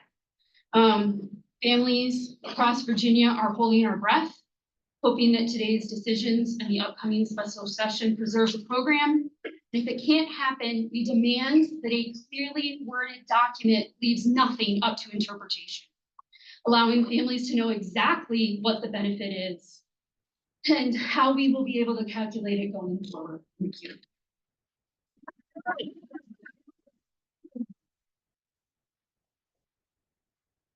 My name is Michael Parker. I'm a Army. Changing VMSDEP was questionable, if not dishonest data, and a smoke-filled backroom obscured from public visibility and input, breaks faith with Gold Star and disabled veterans family, as well as with the public at large.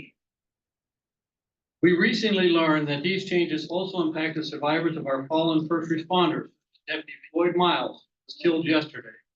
It's no wonder that these changes were made out of public view. For those of you who voted for this bill, I would like for you to, for the end of the day, explain why you did. Two gentlemen back there. This task force cannot fix this problem in time. The only fix is for the special session to rescind all these atrocious and arbitrary VMSDEP changes. The task force findings will be invaluable input for the General Assembly should they choose to investigate VMSDEP in an honest and open manner in next year's legislative session. I think you will find that accurate data and deeper insight, no changes to this program are necessary. The state can keep their commitment to the families of our fallen heroes and disabled veterans. My daughter graduates from high school tomorrow, and she still does not know if she is grandfathered for VMSDEP benefits. What is the definition of formally committed? Who knows? We don't know. Chev stated that enrollment in VMSDEP by 15 May might also be a requirement. One cannot even apply for fall semester VMSDEP benefits until July 1st. While I'm hopeful the grandfathering issues will be addressed by the special session, some General Assembly members have indicated they are only addressing grandfathering. This is unacceptable. Again, the special session needs to appeal all the VMSDEP changes as it breaks promises and creates concerns across numerous fronts. Here are some of them.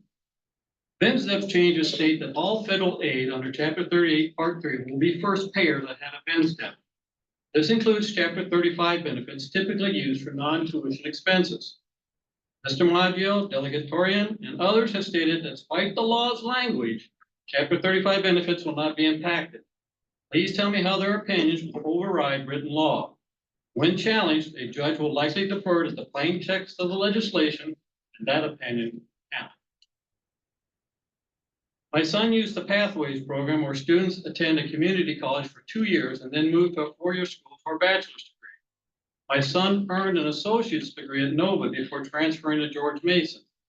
The budget bill language indicates that benefits will end upon the award of an associate's degree, killing the effectiveness of this program. Please make sure that that is not the case.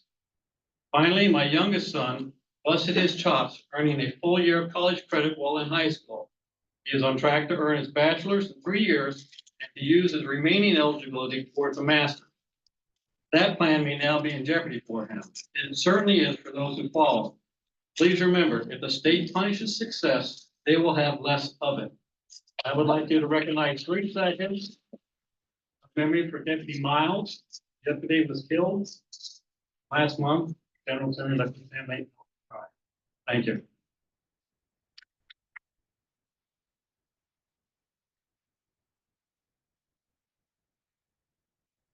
Hello, my name is Jenna Rowe. My husband is a retired Marine and a disabled veteran.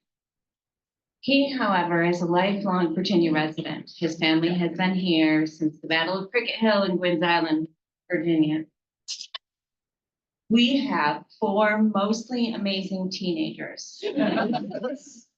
My 19-year-old is currently seeking a degree in education.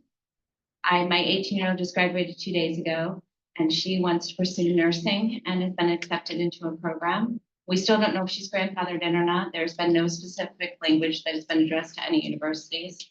My 15 and 13-year-olds will probably want to be surfers because they are currently on vacation right now in the Outer Banks and Duck, and I'm here. And I'm here because I've always told them, if you see something wrong, you say something.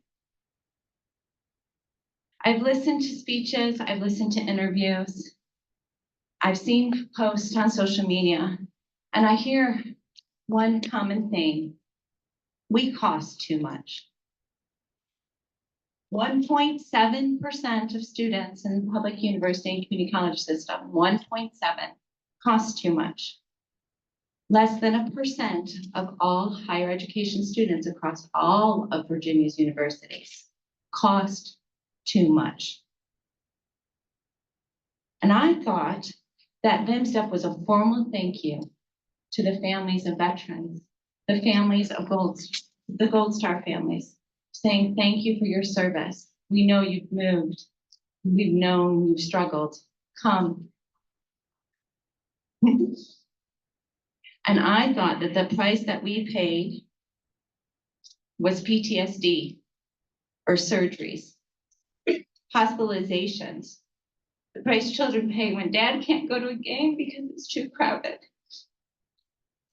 miss birthdays, miss holidays, the turmoil of never knowing if mom or dad are coming home. I thought that price included a flag over a coffin, playing of taps, or the 21 guns. I'm so sorry that we cost you too much. As JFK said, as we express our gratitude, we must never forget that the highest appreciation is not to utter words, but to live by them. Thank you.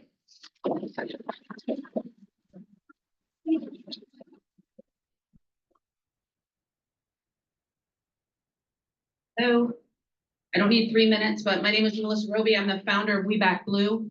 I'm here representing my organization as well as several law enforcement groups here in Virginia. As you know, this not only affects veterans, as she stated, but also first responders, and most of you are not highlighting that. There are heavy concerns from the men and women that can't be here in this room right now because they're out busy keeping our communities safe. I was contacted by several groups that care deeply and want to ensure that the law enforcement community knew this oversight was going to affect the people in uniform and their families that we hold near and dear. My organization is dedicated to advocating for law enforcement across the country and in this state. And full stop will support our governor, who has demonstrated his support for our heroes. This has not gone unnoticed, but we will continue to advocate for the rights of our law enforcement. Follow this closely today and on election day. Thank you.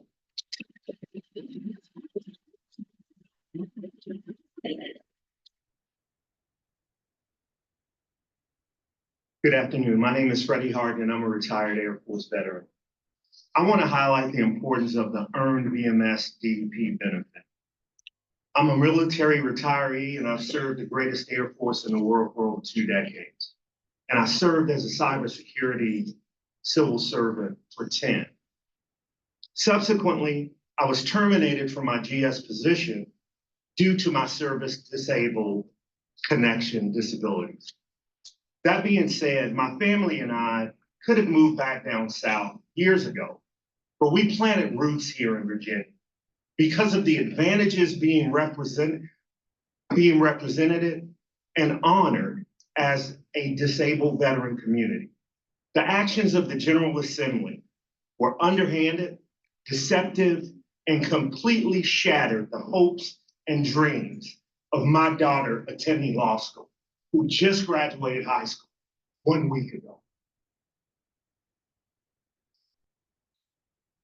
I quote Senator Danica Roem. I fulfilled my campaign promise and pledged to make our local and state governments more accessible, accountable, and transparent. What part of May 13th meeting was transparent that impacted the veteran community? I'm here to set the record straight. Not only are we paying attention, but we know how you vote. Senator Jennifer Floyd stated, we must do all we can to support our veterans like they do for us. So I hope on June 28th, Senator Floyd will do what is right, decent, and in order for the entire veteran community families. Politics is local, so I would be remiss if I didn't give credit where credit is due. The Prince William County Board of Supervisors recently approved the data center growth in a fashion that is not consistent with the interests of your constituents. This decision clearly benefits developers and big tech. FY 2023 impact aid payments to the Commonwealth of Virginia totaled $134 million. If veterans' families decided to leave Virginia, these federal dollars will go away as well, impacting local school districts immensely. Virginia public universities and colleges have lobbied politicians, and this is why we are here today. I find it ironic that the top 5 public universities are working with the following endowments. University of Virginia, $13.6 billion. Virginia Tech, $2.7 billion. VCU, $2.7 billion. William and Mary, $1.3 billion. ODU, $319 million. While this is Virginia's issue today, I believe this is a call to action for veterans around the country. To my brother in Texas, to my sister in Florida, to my brother-in-law in Georgia, pay very close attention. If Virginia doesn't do right by this bill, other states will follow. As a native Mississippian, I would like to close with the words from Fannie Lou Hamer. When people show you who they are, believe them the first time. To the Virginia General Assembly, in veterans vernacular, Lima Charlie.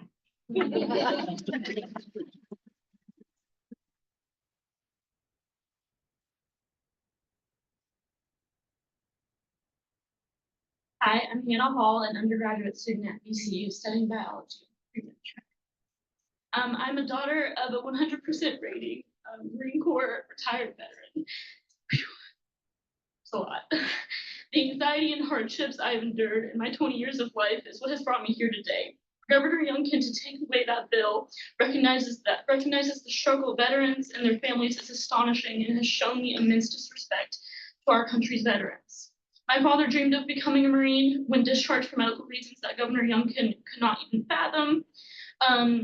His dream was taken away. Youngkin and others has stripped my family and I away of something that gave us hope and recognition for dedication my father has to this country and the support his wife and children have in giving him a life well lived after his service. I attend school, I work hard, I give back to my community, I dream of becoming a doctor and have great respect for the United States military. For Youngkin to strike solo at children of veterans truly has set me back and I sure do stand strong and I have. My experience as a child of a veteran is not something that should be taken lightly. This bill is more than just a monetary discussion. This bill gives children of veterans a moment of recognition for the emotional toll that comes along with the title of being a dependent. For Governor Youngkin, I ask of you to place yourself in my shoes as a young woman who is raised and grown up in a household with a veteran. feel my anxiety, feel my desire to do good for this country with the support of this program. Thank you all for your time, and thank you for everyone who has shared your stories. It's definitely made me feel less alone and crazy. So thank you all.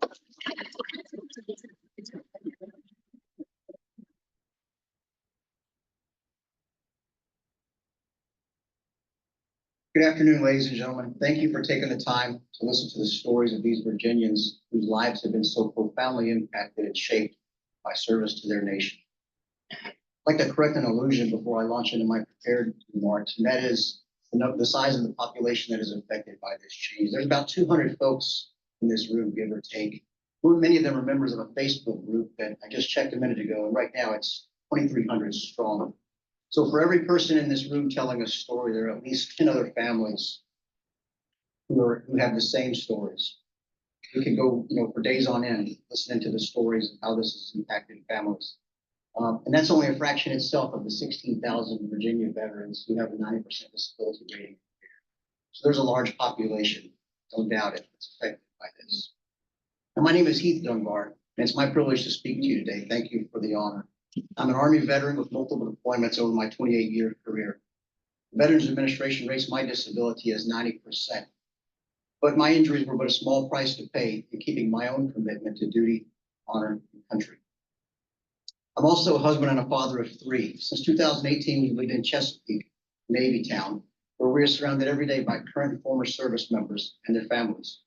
I retired in 2021 from a joint assignment on Norfolk Navy Base myself. My son, a proud Hokie, is a current beneficiary of the VMSDEP program. He's studying to become a biomedical engineer, a career in which he will someday harness technology to save or improve the lives of thousands of people. My daughter is a rising high school senior. She hopes to study microbiology and then virology. Fate might someday find her on the front lines of a public health emergency, defending our citizens from the ravages of a future pandemic. Given the transient nature of a military life, I had no personal ties to bind me to the Commonwealth, although my children, who attended school in 4 different school districts, in 4 different states and a foreign country, certainly had developed those relationships and those ties by the time they got through high school. However, as retirement approached in 2021, I sat down for dinner with 2 old Army buddies. As we compared our aches and pains, discussed the future, one of my friends mentioned the VMSDEP program. Upon confirming my eligibility, the program immediately became an integral part of our family financial planning. As you can imagine, once that piece was in place, my post-military transition became highly focused on seeking Virginia-based civilian employment. According to the Virginia Department of Veterans Services, 20,000 individuals leave the service in Virginia every year, and 50% remain in the state. This drives $9.1 billion in federal spending by the U.S. Department of Veterans Affairs. Veterans retiring in Virginia bring an estimated additional $6 billion in pensions. Understandably, the Virginia DVS has increasing the number of veterans who choose to remain here as a key indicator of its organizational effectiveness. In the words of their 2023 annual report, VMSDEP is a very strong incentive for qualifying veterans to remain in Virginia. It is crucial that VMSDEP remains a centerpiece of Virginia's offerings to the most deserving veterans and their survivors. Now, me and my family are living proof that VMSDEP works as advertised. Before slashing this program, whose only flaw is to have been as successful as it was intended to be, I urge you to take a harder look at the premise for arguments against it. They have been carefully curated to support a specific narrative. According to JLARC, the Commonwealth of Virginia fails to meet its own self-imposed objectives for sharing the financial burden of funding public higher education. The cries of universities over lost revenue are more analogous to Boeing not meeting profit estimates on a quarterly earnings call and to any impairment on their ability to meet their academic mission. Use the authority vested in you by the Commonwealth to demand transparency at long last. These families here today have already given so much. I implore you not to sacrifice their dreams of a college education on the altars of partisan politics and the big business of higher ed. Thank you for your time.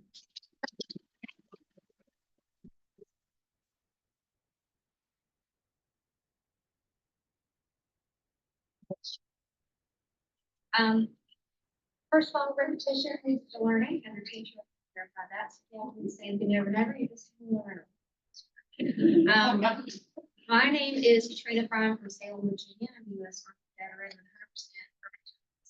rating from PTSD due to military sexual trauma. That's a little different.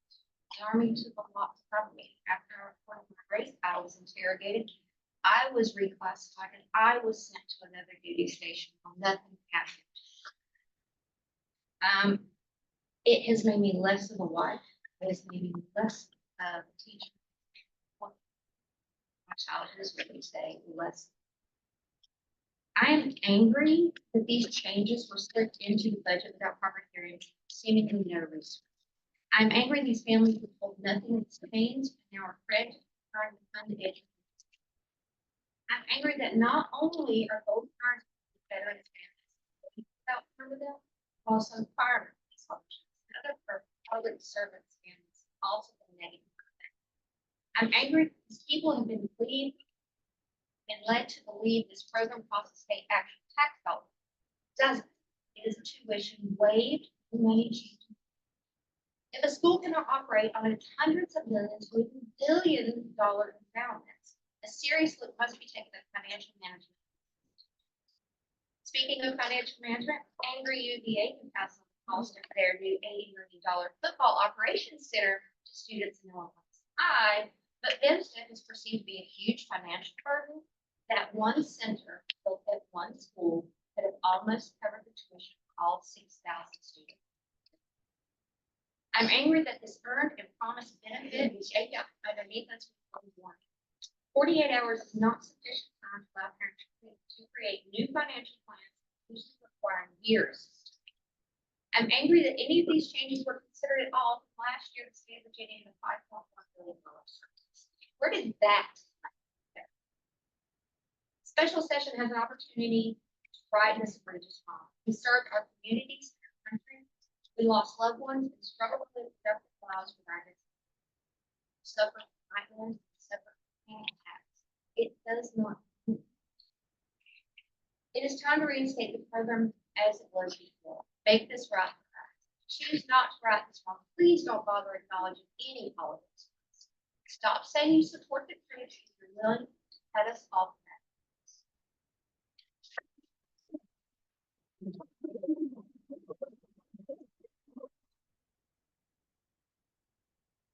Good afternoon. My name is Kelly Hannum, and I'm here today with my wife and children. Before I continue, I'd like to pause for a moment to remember our fallen heroes, including Sergeant First Class Neil Morrison, who served on my team in Afghanistan and lost his battle with PTSD. I am a retired civil engineer and explosive ordnance disposal officer from the United States Air Force and 100% disabled veteran. We moved to Virginia in 2015, and after serving 3 years in Korea, we chose to return to Virginia when I retired from the Air Force 2 years ago. I am here to ask for support in repairing the damage to VMSDEP recently caused by the budget passed on May 13th. I deployed to Iraq and Afghanistan during the height of those conflicts. I lost friends there who gave their lives to save others. I returned home, and my team's job was to examine the remains of our fallen heroes for explosive hazards at Dover Air Force Base. And then I returned to Afghanistan.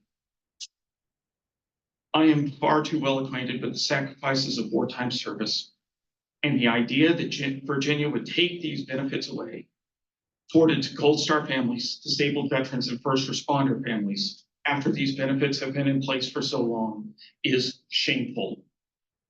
Of course, VMSDEP has more participants now. The men and women like me who deployed to Iraq and Afghanistan in their 20s now have kids entering college. The children of the longest wars in American history are coming of age. Seems the cost of this program is often conflated with the value of the tuition that could be paid by another student that doesn't have a waiver. This is at worst deceptive and at best short-sighted. We veterans, Gold Star families, and first responder families bring value to Virginia. Our children who have learned the importance of hard work, sacrifice, and loyalty by watching us are the ones that you want building the future of Virginia. VMSDEP is an investment that will bring far more value to Virginia than the cost of a tuition waiver. Now, 6 years ago, I was diagnosed with a mass in my right temporal lobe. Right now, I'm watchfully waiting.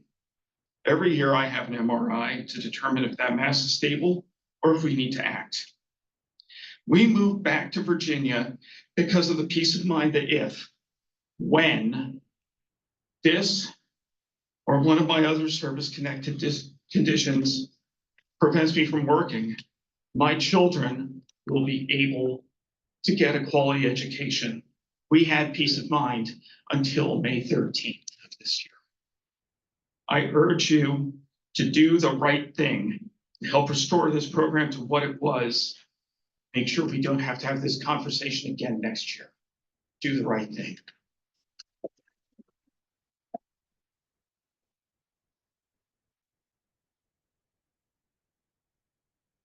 It's big and there's class. All right. Good afternoon.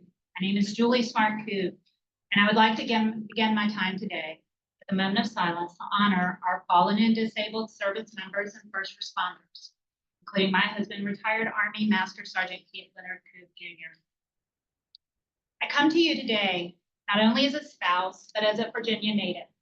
I was raised in nearby Blackstone and fondly remember being at recess at Blackstone Primary School and seeing military members parachuting at what was then Fort Pickett. What a sight. I continued my education at Virginia Tech. Go Hokies. And then returned to Blackstone where I met and married my soldier, and we moved away to begin my relationship with the military. We returned to Virginia in 2003 after my husband's retirement. I tell you all of this to provide context for what I will say today. Sometimes I wonder, how did we get here? With the stroke of a pen in May, the world of many of our military members and dependents was upended when the structure of VMSDEP was changed. Since then, we have heard many things about the program. Our family became eligible with the 2019 changes. Our son graduated from ODU in 2021 and was able to use 3 semesters to offset the cost of his undergraduate education. Our daughter graduated from Virginia Tech in 2023, go Hokies, and used 7 semesters. I was under the misconception that the Commonwealth sent a check to the schools to cover the required tuition and fees. I now know that was false, and instead it was a waiver, and the university wrote off those funds, in essence, an unfunded mandate. We often hear phrases like freedom isn't free and family is served too. This is true, and I was so proud of my home state for recognizing those sacrifices and having VMSDEP, which removed a huge financial burden for our military members and their families. So what do we do now? We have heard that the program cannot continue in its current form. So if changes need to be made, let's make them in a way that makes sense, not make them no input from those this affects, and definitely with more notice than 2 days. Right now, there is no guidance and there's too much ambiguity. We have heard you need to complete the FAFSA. By the way, have at least 1 glass of wine. Okay, but why? Why are we completing the FAFSA? Is it to see if the recipient is eligible for grants and scholarships, or is it to make them take out a loan? We've heard there has to be satisfactory progress. This is a subjective phase. If the academic institution has not kicked you out, then aren't you indeed making satisfactory progress? The devil is in the details. Things I will ask you to consider as you are making recommendations. If you want to limit to undergraduate programs, please do not make that exclusion and restriction to the spouse. The spouse is household 6. And for those on the task force not a member of the military, look it up. Our spouses are the backbone of our families, and often they do not have the time to breathe, much less work. Perhaps the spouse earned an undergraduate degree years ago, as we've heard today, and as they have been out of the workforce for years, they now need that graduate level program to be competitive in their desired field of employment. Let them continue to have that option in Virginia. And 2, the changes also talked about grandfathering current students. Please imagine a family with 4 children. The youngest to oldest, you have a gap of maybe 12 years. If the oldest is currently in college and has used VMSDEP. His or her siblings who are still in middle and high school are unable to use them, and the resources are not there for the family to send them to school. How do you think the 3 siblings will feel towards that one that qualified? What's Thanksgiving dinner going to be like? Any changes should include that if one dependent qualified under a veteran, any future applicants for the same veteran would fall under the same program guidelines. I am a proud Virginian. I want my tax dollars to continue to support this program, and I thank you for your time today and the opportunity to speak.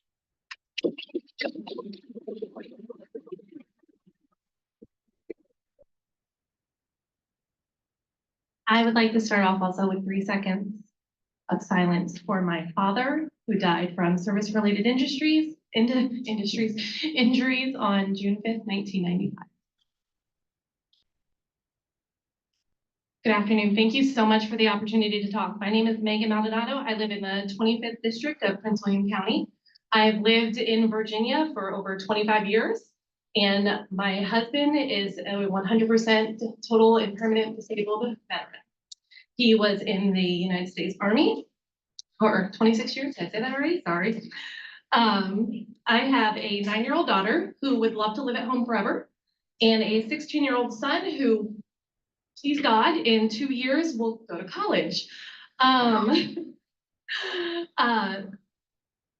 stand before you today to hope for the advocate to you for the restoration of VMSDEP. Virginia is home to a rich tapestry of over 700,000 veterans who have selflessly served our nation. These brave men and women have made sacrifices beyond measure, and it's our duty to ensure they receive the support they deserve. The positive impact that veterans have on the Virginia economy cannot be overstated. Virginia is home to over 78,000 veteran-owned businesses that generate over $40 billion in annual revenue, contributing significantly to our state's economic vitality. Veteran compensation and retirement payments paid out by the federal government also contribute to over $6 billion in useful assets to the Virginia economy. Finally, in 2019, Virginia veterans cashed in more than $800 million in GI benefits to be used at Virginia colleges and universities. Our various school counties gain millions in federal aid for having the children of active duty and veteran families present. This federal funding supports vital education programs that go to serve all children, not just our military affiliated students. I feel a needs-based system for VMSDEP that was recently added to the requirements is unfair and unjust. Instead of enhancing support for veteran families, such a move could potentially complicate the process, leading to confusion and delays in accessing the assistance they rightfully deserve. Moreover, it's crucial to acknowledge the limitations of relying solely on financial aid assessments like the FAFSA and SAI to determine need. Additionally, veteran disability benefits that are not recognized as income by the federal government are unfairly reflected into these assessments. These assessments also do not take into consideration the increased cost of living in such areas as Northern Virginia. Therefore, using FAFSA and SAI data to establish eligibility for VMSDEP could lead to an incomplete and potential misleading representation of a veteran family's financial need. To me, restoring VMSDEP is not just a matter of policy, it's a matter of principle. It's about standing up for those who have stood up for us. Moreover, reinstating this program sends a powerful message to our veterans that their sacrifices are not forgotten and their contributions are valued. As we stand inside the Veteran Hall at the Virginia War Memorial, we need to remember that we cannot be putting a price tag on the sacrifices that our veterans have made for you, your family, and the families of Virginians and American citizens. Delegate Dorian, you stated at the PWC Town Hall that government officials make mistakes. I appreciate you acknowledging that. This gross error against our veterans can easily be corrected by completely reinstating VMSDEP for current and all future veteran families. Thank you.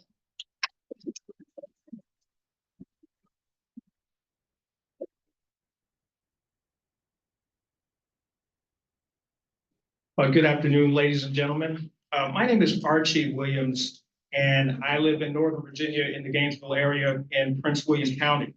Came here today also to express my concerns about the recent changes to the VMSDEP program. The Virginia Commonwealth Legislature has essentially changed the basic eligibility for VMSDEP from an earned benefit to a financial needs-based benefit.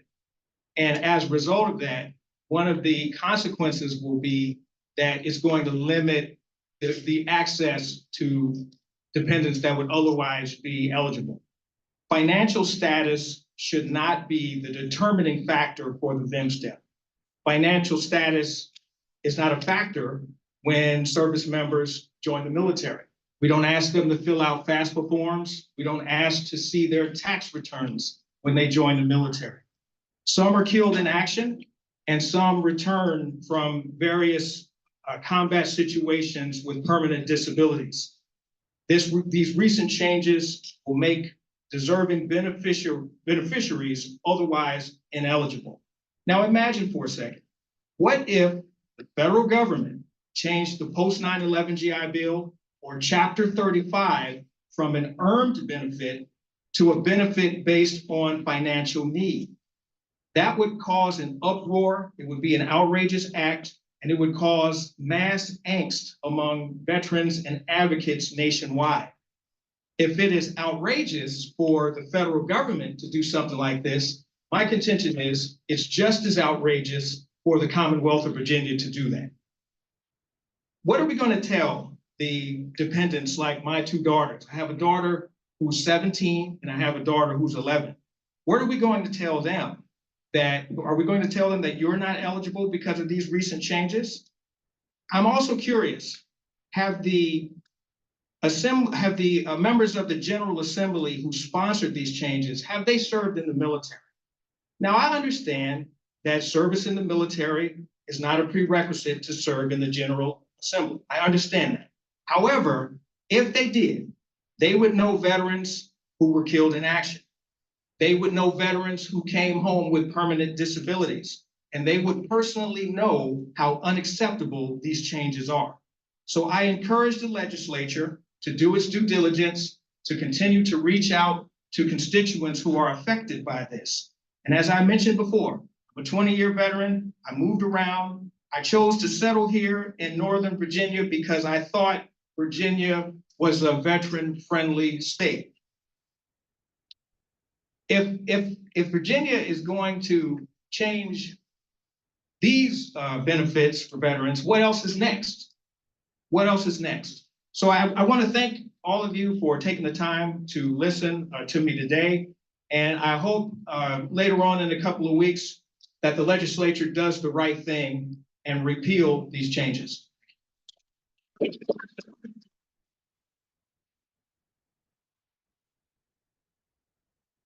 Good afternoon, everyone. My name is Brent Reifer. I'm a 28-year Marine Corps veteran, 100% disabled, father of four, and a Michigander transplant who, with my wife, who is a fellow Michigander, decided to remain in Virginia after I retired out of the Pentagon. For the past 2 years, I've been serving as a volunteer veteran advocate, most recently for the Wounded Warrior Project. And throughout this time, I've repeatedly heard Governor Youngkin, members of the staff, leaders of the Department of Veteran Services claim that, quote, Virginia is for veterans, and that they want to make Virginia one of the most veteran-friendly states, often comparing Virginia's veteran benefits to neighboring states and to exemplar states like Texas. You can imagine my shock then as I heard that there were going to be changes to the VMSDEP in the budget bill, and that the changes would negatively affect a relatively small group of veterans and Gold Star family members, and as we're being educated here today, also the first responder community. They say that perception is reality, so I'd like to share a current perception. The financial cost of maintaining the pledge the Commonwealth made to its veterans and surviving family members is no longer acceptable to colleges and universities supporting the program. A few of our elected officials want to help out their friends at the colleges, many of whom are the highest paid public employees in Virginia. And as such, changes were slipped in without any prior notification, input from veterans, survivors, their families, VSOs, or a task force being stood up like we have here today. This process reminds me of one of my family's favorite holiday movies, Christmas Vacation. If you know the movie, you probably know where I'm going. when the CEO of the company decided without notification to cut costs and stop providing end-of-year bonuses in favor of enrolling the employees into Jelly the Monthly. Upon hearing what her husband did, the CEO's wife stated, quote, "Well, of all the cheap, lousy ways to save a buck," unquote. I think that applies here.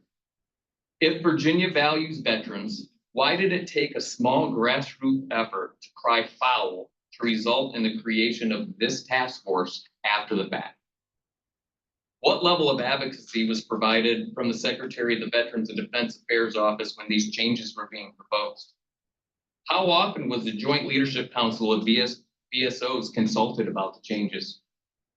If valued, why did the collective group with the ability to influence or vote not reject these changes immediately? We need action, not words. Trust in so many of our institutions and elected officials are at an all-time low. The lack of transparency associated with these currently approved changes have definitely caused many veterans to lose trust in the General Assembly and many others. I'll close by saying America decided to send Virginians to war repeatedly over a 20+ year period. Virginia pledged to provide an education-related benefit to a select group of these Virginians.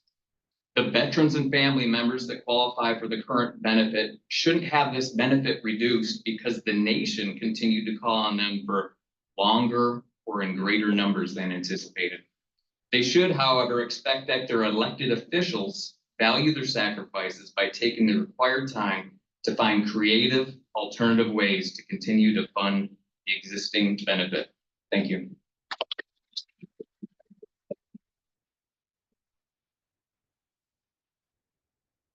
Good evening, distinguished task force representatives. As I listen to your introductions, most, if not all of you, have college educations. Look where you are. My name is Dan Bozeman. I am an 18-year medically retired Navy veteran. I was medically retired because I was injured, like others, in a war zone in the Persian Gulf. I have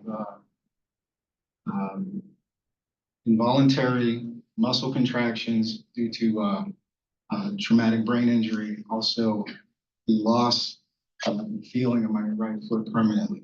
After 3 years of surgeries and physical and cognitive therapy, I've finally been able to drive. Yeah. And I drove here from Fredericksburg, Virginia. It's a little over an hour drive. So that was a challenge, but an accomplishment as well. This is the furthest I've driven in quite a while. I stand before you today to advocate passionately for the preservation of the Virginia Military Survivors and Dependents Education Program. Let me highlight why maintaining this program is not only a moral imperative, but also a sound investment in our state's future. Firstly, VMSDEP is more than a benefit. It's a commitment to the families who have given so much to our country. In fiscal year 2023, the cost of the VMSDEP was reported to be around $64.8 million, when juxtaposed to the Virginia Tourism Authority budget of over $50 million annually. This was for marketing and regional grants. The VMSDEP funding appears to be quite modest, but also profoundly impactful. This comparison underscores that we can support this program without sacrificing other vital initiatives. In 2023, Virginia's military and veteran population contributed significantly to the state's economy. The Department of Defense Personal Funding Summary highlights that the economic value to Naval Air Station Hampton Roads locality alone is approximately $1.5 billion annually. Critics like to argue about the program's sustainability, yet consider the broader context. For example, the state allocates significant funds to initiatives with questionable returns. A 2022 report from Virginia Joint Legislative Audit and Review Commission identified potential savings of up to $30 million annually through reducing inefficiencies in state government operations. Redirecting just a portion of these savings could significantly assist in the funding of VMSDEP without additional burdens to our taxpayers. Moreover, education is a powerful economic driver. A study by the Lumina Foundation found that every dollar invested in higher education, the state sees a return of $4.50 in increased tax revenues and reduced social service costs. The VMSDEP directly contributes to this by enabling military dependents to pursue higher education, resulting in an educated workforce that enhances Virginia's economic competitiveness. The impact of this program is tangible. According to the Virginia Department of Veteran Services, 85% of this program's enrollees graduate, a rate significantly higher than a national average of 60% for four-year colleges. This graduation rate speaks to the program's effectiveness in supporting student success.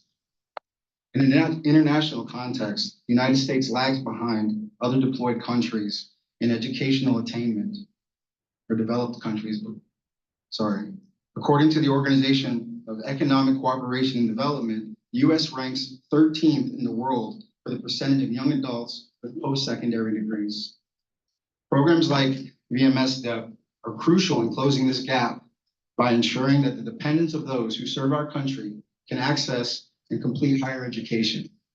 This contributes to more educated and competitive workforce, which is essential for maintaining our nation's global standing.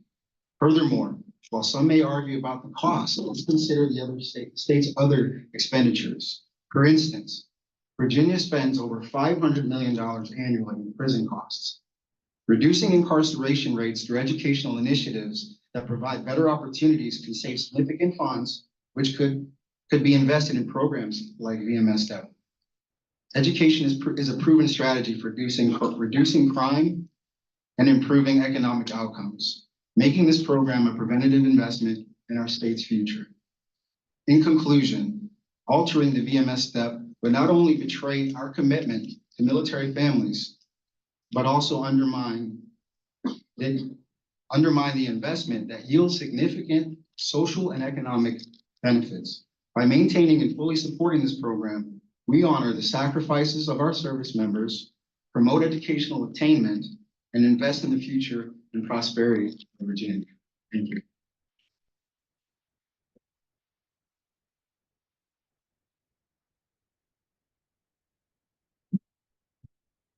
Greetings. I would like to take 3 seconds, please, a moment of silence for veterans who lose their veterans with PTSD.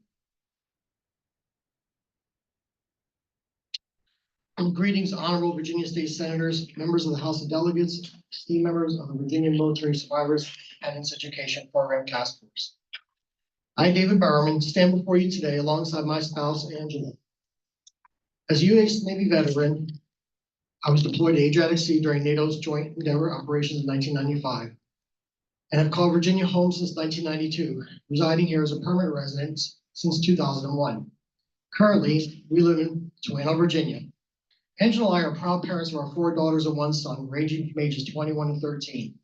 Until recent Appropriations Act for state fiscal year 2025, our children were eligible for the VMSDEP tuition waiver program. Both Angela and I are children of United States Marine Corps Vietnam veterans who battled post-traumatic stress disorder without proper support. I enlisted in the U.S. Navy to serve my country and was able to utilize the Navy College Fund for my education pursuits. Angela, amidst her own challenges, is pursuing her dream of obtaining a college degree despite adversity. I'm going to go off script here for a second. I was the service member, but my wife is the warrior. My wife found out last spring she was diagnosed with an aggressive form of breast cancer. Swiftly, from planning a summer vacation to undergoing full mastectomy, what does my wife do? After her full mastectomy, she enrolls in college full-time. At 51 years old, looking back, reflecting upon life and what she could have and should have done, she decided, this is what I'm going to do. It was bad enough her womanhood was taken from her. Now she feels like something else that made her feel good about herself is being taken from her. And I feel the same way.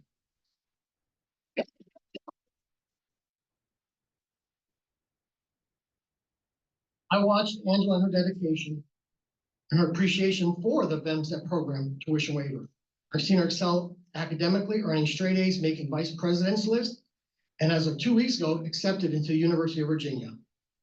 Our family embodies the American ethos of limitless opportunities, particularly for women, like my youngest daughter, Hope, who aspires to be an officer in the United States Marine Corps. Thinking of my 13-year-old daughter, Hope, serving our great country leads me to think of the many women veterans in attendance today, whose wounds are not always visible. We must acknowledge the invisible wounds endured by our women veterans, particularly those afflicted by military sexual trauma, and strive to alleviate their suffering.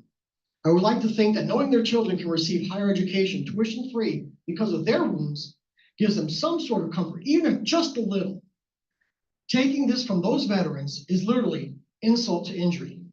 In the big picture, we have a son who is a senior at college who is becoming an engineer. We have a daughter in her first year of college who wants to be a school teacher. We have a daughter in her senior year of high school who dreams of becoming a psychologist. We have a daughter who is a junior in high school who aspires to be a university math professor. These are dreams that were attained through the 100% disability rating and promises made by our state government. Promises that were broken with the sleight of hand on May 13, 2024. Then there are the Gold Star families. I once read, greater love has no man than this, that he should lay his life down for another. Gold Star families like the Fentleys are the ultimate sacrifice of our nation's safety. Warren Fentley's father, who sacrificed his life for our collective well-being to keep evil and harm from reaching our shores and spreading worldwide, deserves our unwavering support. We must know we owe it to Army Lieutenant Colonel Joseph J. Finley to take care of his little girl. Let us not diminish the opportunities available to such families. Legislative decisions impacting these families should undergo proper scrutiny and consideration, ensuring enhancements rather than reductions to existing benefits, and should include all stakeholders, especially the Gold Star families, disabled veteran families, and first aid responders. I keep hearing that we're reaching a point where the majority of students that are in college are children of 9/11 veterans.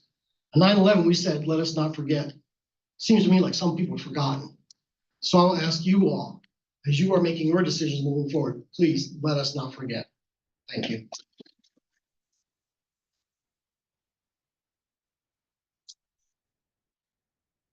So many testimony. I want to thank every presenter who came before. Make me shorten my spiel because we've heard quite a bit. It's so moving and tear jerking. So I thank you. First, I want to thank Governor Youngkin for convening this vital task force on preserving VMSDEP. I'm Commissioner Zach Williams, and I'm joined also by Commissioner Ted Roberts and Commissioner Linksmith, who's coming up right behind me. As trusted members of the City of Chesapeake Mayor's Commission on Veteran Affairs, with the endorsement of the Honorable Mayor Rick West, we are here to express our concerns for our veterans community. And Chesapeake is the second largest city in the Commonwealth with an estimated population of over 40,000 veterans. And we believe that the recent changes to VMSDEP impacted many. What affects some of our veterans essentially affect all of us. Consequently, several disabled veterans have contacted the Mayor's Commission on Veteran Affairs regarding the financial interruption caused by the abrupt changes to VMSDEP and to express the hardship on their families with little or no time to prepare. In my interaction with many of our veterans, I have learned that one of the primary reasons most chose to remain in the Virginia Commonwealth is the prospect of the state remaining veteran-friendly towards our wounded warriors. For many years, Commonwealth adopted the legacy of taking care of the veterans. Today, that legacy is at risk and is causing financial anxiety amongst all our veterans. There are too many personal stories to repeat here of all the emails that I received and the negative impact of the VMSDEP changes on the veteran families in Chesapeake. Therefore, the Chesapeake Mayor's Commission on Veterans Affairs is dedicated to collaborating with the task force and the Virginia Veteran Service Office to find common ground on preserving VMSDEP and restoring the program back to sustainable benefit for our most vulnerable veterans and their families. Thank you.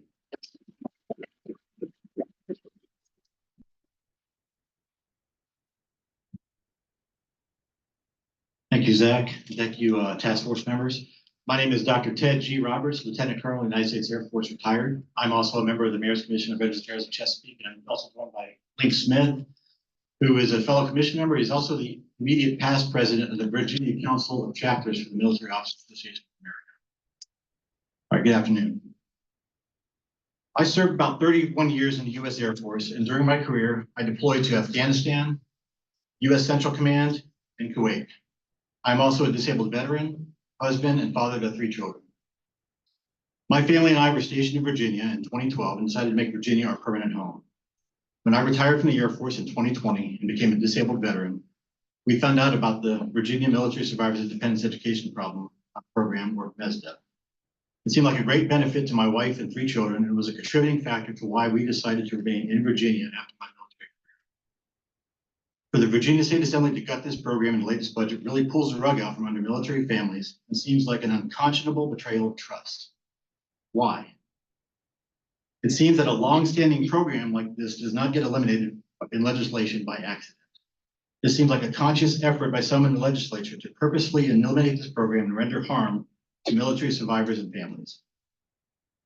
My understanding is that some of the strongest opponents to this program are Virginia's 15 public universities and the State Council of Higher Education for Virginia that represents them. Why?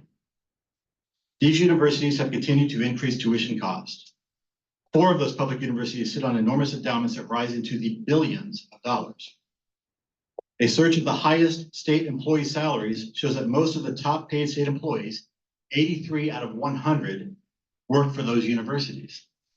Why should state universities oppose the tuition waivers for Gold Star families and the dependents of disabled veterans while they pay some of their employees more than $1 million a year and sit on billion-dollar endowments?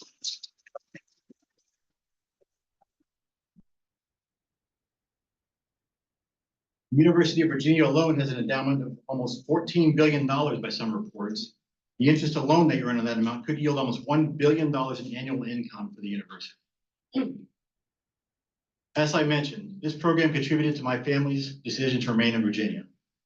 Since living in Virginia, we've paid a lot of money in income taxes and sales taxes. Helping these spouses and children complete their education will help them qualify for higher paying jobs and remain in the state where they too will pay taxes and contribute to Virginia's revenues. To eliminate this program not only seems like a tremendous disservice to these military veterans and their families, it also seems incredibly short-sighted as it encourages those families to leave Virginia and find their homes in other states that demonstrate greater support to those veterans' families. Is that really the intended outcome of this new policy? I urge Virginia's policymakers to seriously reconsider this poor decision, revisit the legislation, and take whatever action is necessary to restore this program and fulfill its faith and obligations to these families. Thank you.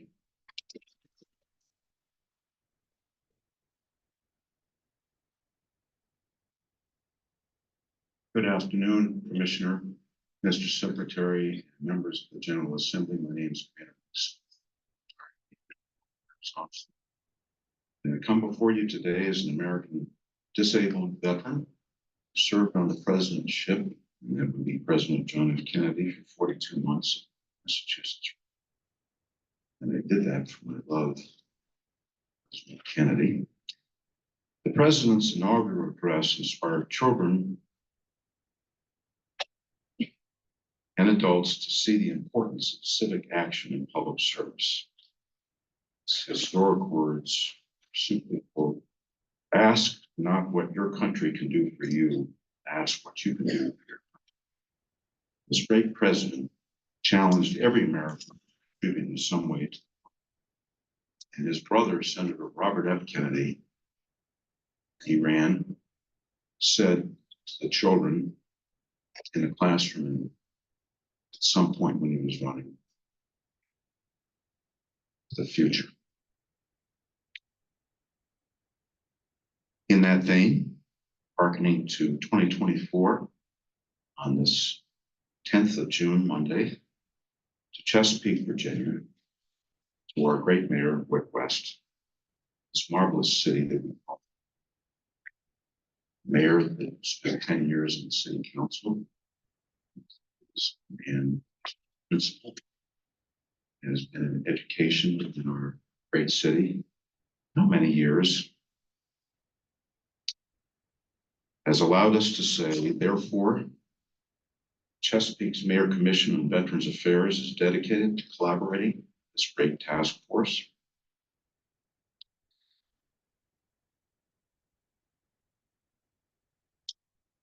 Simply to restore the VMSDEP benefit to what it was this year.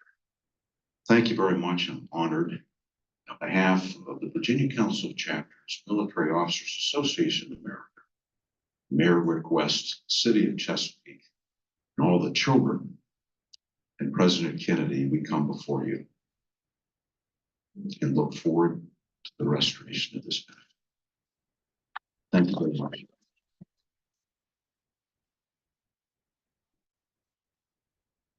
Hello, ladies and gentlemen. My name is Alfredo Torres. I'm going to preface everything with three things that you guys need to know before I begin to speak. One is I'm a native New Yorker. Two is I am a Navy veteran. Three is I am a submariner. What does all that mean? All that means is that my tribes tend to talk a little salty. I'm going to work real hard to not talk salty. So let me take you on a little journey on this native New Yorker who joined the Navy and ended up in Virginia. I was stationed in Norfolk, Virginia from 1992 to 1996. And let me tell you something, I hated it. I hated Virginia with a passion, with so much hate in me that when I went to Washington State for my next duty station, I vowed I would never step foot in Virginia again. Obviously, I'm a liar. I didn't look in the rearview mirror. Long story longer, I ended up here back in Norfolk, commissioned to Ronald Reagan, ended up getting stuck here. Stuck. That's exactly how I described it. My biggest fear, and anybody who knows me, there's quite a few people here who know me, I worked with quite a few of them. My biggest fear was for me to die and be buried on Virginia ground. It's not a lie. Fast forward, we get the GI Bill, the post 9/11 GI Bill. I had a chance to go to college.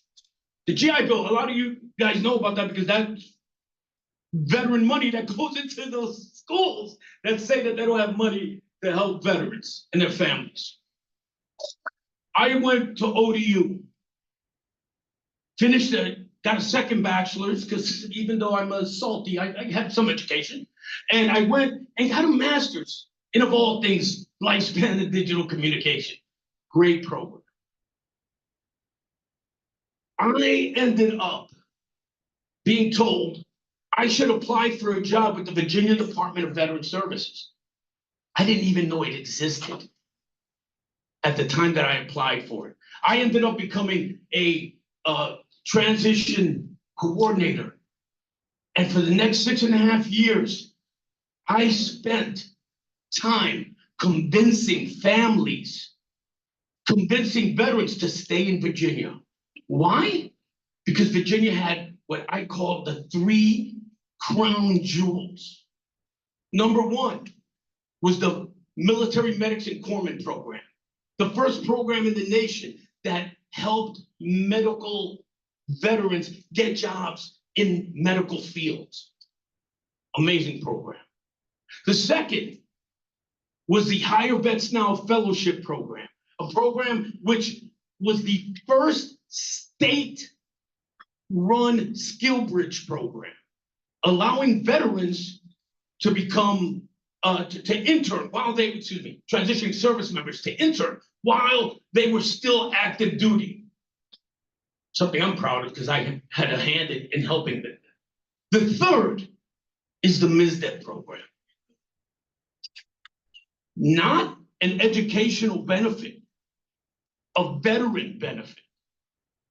A benefit that was given to veterans, which just so and their families, which just so happens to fall underneath the educational realm. But make no mistake, it's not an educational benefit. It is a veteran benefit. I know I talked to somebody here earlier who, back when I was working with DVS, I helped them transition and live here. I'm going to apologize to you. I'm going to apologize to you, and I'm going to apologize to anybody else who I helped stay here. Because part of what I used to help them stay here was a promise that was made to them that Virginia was gonna be up there with Florida and Texas and Washington and all the other states that I used to say were beneath us. Because of what we, as a Commonwealth, and what you, as government officials, promised to help take care of us. I had so many people who wanted to go to Florida. And I had so many people who I talked out of going back to Texas. And let me tell you, there's nothing harder than to talk to a Texan and convince them to not go back to Texas. Nothing harder than that. But I owe all of them an apology. I'm very active on LinkedIn. I have 150,000 followers. I'm very, very active in several veterans groups. Two things I'm known for. Being a guy who knows a guy, because I'm a New Yorker, that's what we do. You know, I know you, I can connect you over here, do that there. Keep your mouth shut, don't tell them that I introduced you. And the second thing is states benefits. Because God knows if I'd have known about state benefits when I got out in 2005, I wouldn't have been homeless and I wouldn't have been suicidal. But I was. So I try to make sure that people know about their state benefits to see how that can help them. So I hope that you realize that as far as pushing state benefits, that's not going to stop. As far as me pushing Virginia as a go-to state, that will. That will. As far as telling people, hey, Virginia is the place to be, yeah, I don't know now. I really don't. Because you are breaking a promise to them, not to me, man. My kids are grown. My kids are doing what they're gonna do. My wife, God bless her, I don't know what she is now. She'll do. But the promise that you broke to everybody else here, real people, real heroes, real families who have suffered, that's disgusting. And I can't put that any other way. Thank you for your time. And I just want to leave with one thing. I said I was going to not be salty, and I'm trying real hard. But in the Navy, we used to have a statement. We used to say all the time, and it's one off ship wipes out 1,000 attaboys. Don't let the speaker off ship.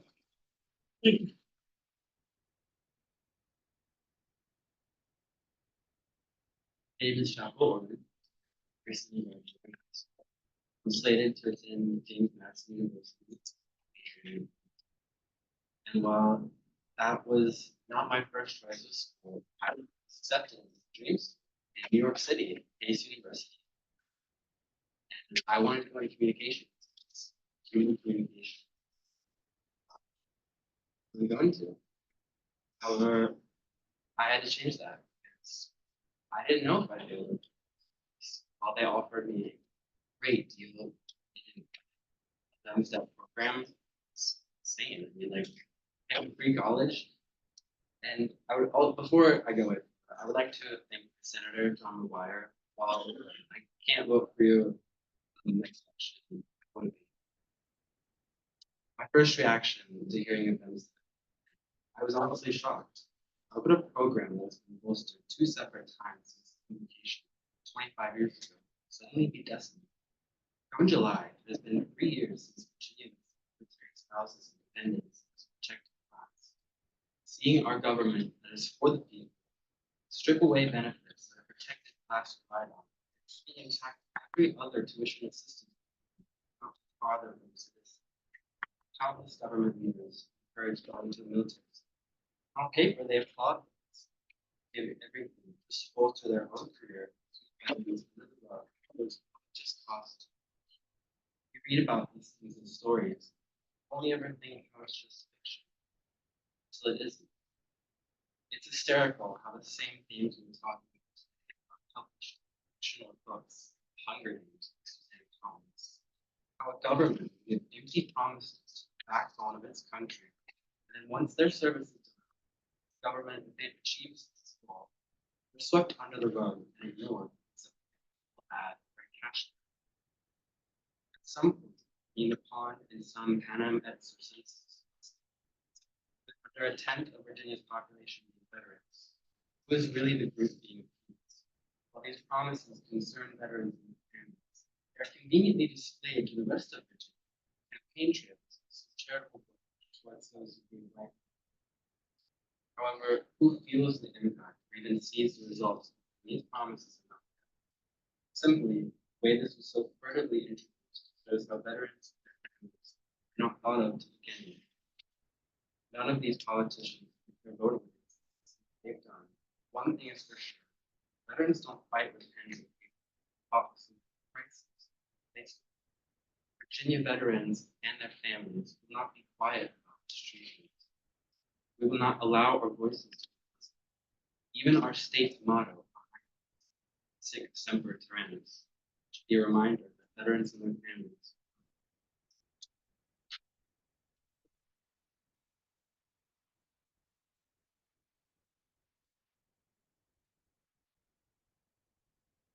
Hello, that's my son.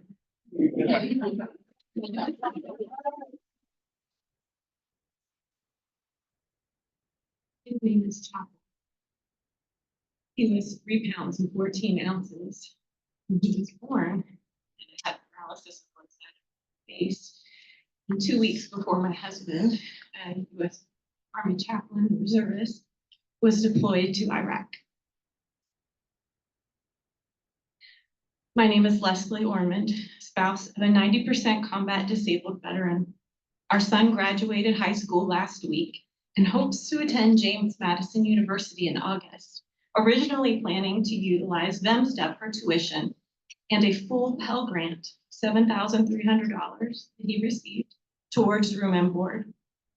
No one in Virginia can inform my family what bill to expect when we drop him off to college in just 10 weeks. And it's because of the new language and the budget changes siphoning federal funds to Virginia instead of the families it's meant to serve. The State Council for Higher Education of Virginia, SHEV, who initiated these changes, make it harder for Pell Grant recipients like my family because the Pell Grant can no longer be used towards room and board as planned.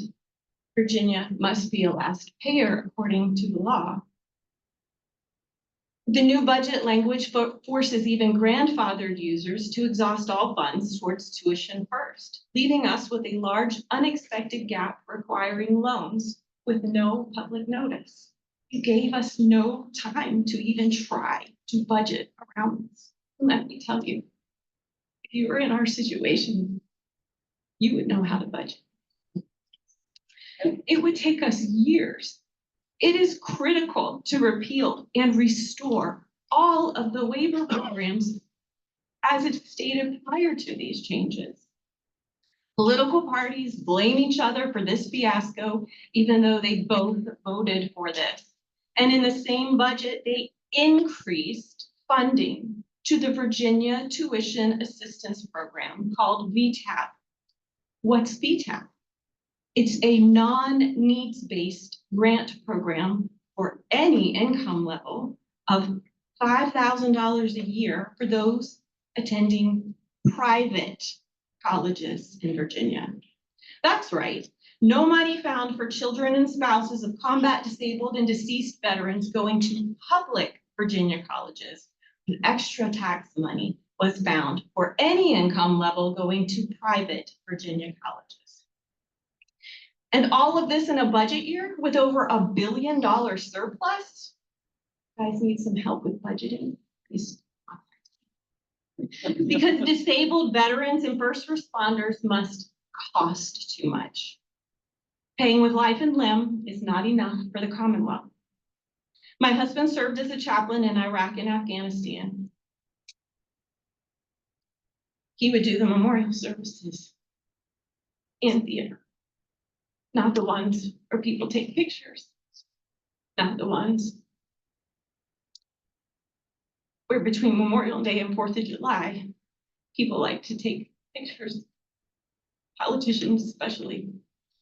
On this hallowed ground, hear his words, couldn't be here today. He says this, The trauma of war never stops. It reverberates. We are the living witnesses of the people we served with downrange, the people we went out on patrol with day after day, laughed with when we were able to have a rest, and wept with when we lost one of our own. We are the witnesses who carried the sorrowful duty of conducting memorial ceremonies downrange, sounding off roll call one last time and knocking on doors to tell a family member that their soldier won't be coming home. The cost of war is far more reaching than any money can ever touch. Whatever the cost, we have paid the price.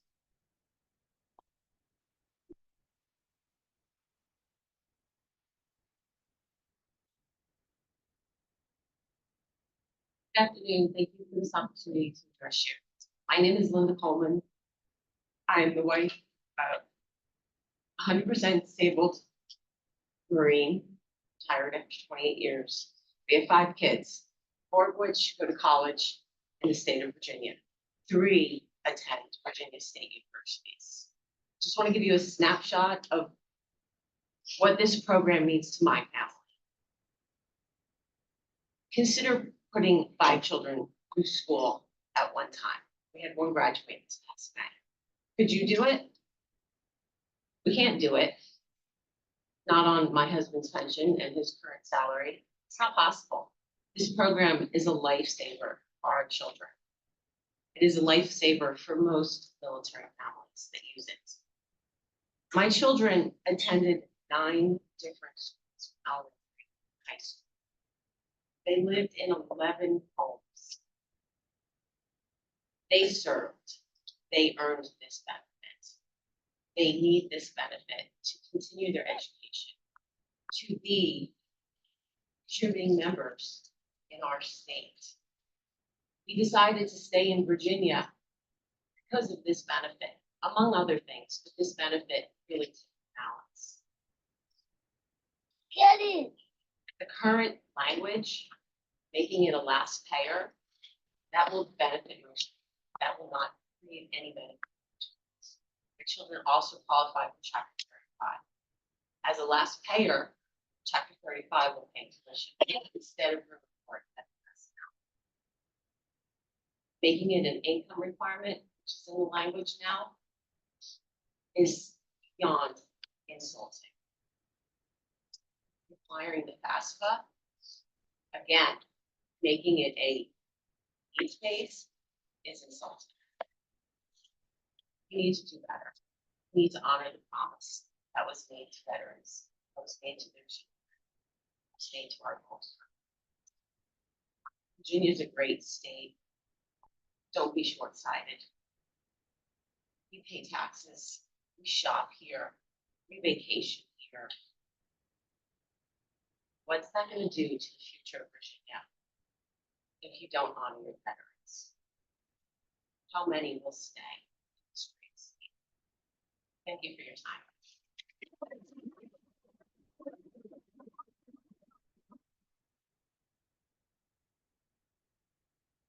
Good afternoon, distinguished guests, first responders, veterans, and families. My name is Master Sergeant Jared Johnson, retired United States Marine Corps. Served 20 years in the Marine Corps, finished up in 2019. I've been in Virginia from that point in time on, working in cybersecurity on Department of Defense systems. I'm a disabled veteran. My oldest son is currently a recipient of the VMSDEP. My youngest son, who's a freshman, found out last week. My oldest son sent me an email saying something's going on with the program. I'm like, that doesn't make any sense. The program is there for disabled veterans and their families. And based on that, with the format that's laid out within legislation, which never mentioned the word VMSDEP at all in the legislation at all, puts my son at risk to the fact that Northern Virginia has a cybersecurity program that does well. The point is VMSDEP is not a needs-based award. It's a reward based on our time of service, our injuries to our bodies. That's what it's done. Military retirement is not a needs-based institution. It's you did your time and you get the reward based on that. I promise you do when you signed your contract. Disability payments are not needs-based. They are based on the evaluation of veterans, Veterans Association on your body and what damage has been done and how long that lasts in your time. Those are earned. This program is based on that percentage.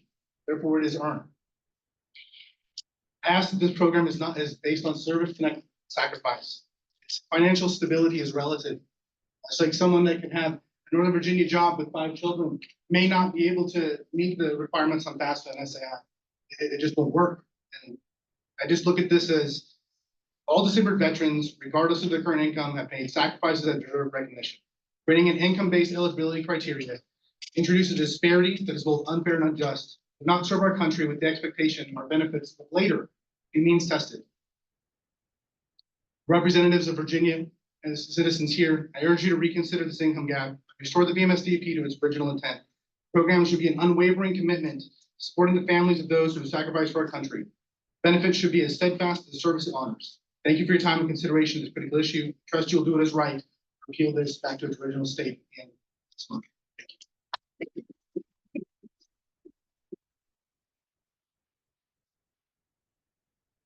Good afternoon.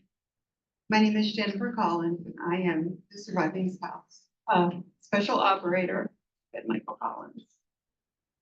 My husband served 24 years as a Navy SEAL, serving in the first Gulf War, Operation Enduring Freedom, Operation Iraqi Freedom, and the Global War on Terror. In 2014, after just 18 months of retirement and exhibiting cognitive decline, severe insomnia, anxiety, and depression, Dave shot himself. Our children were 6 and 9.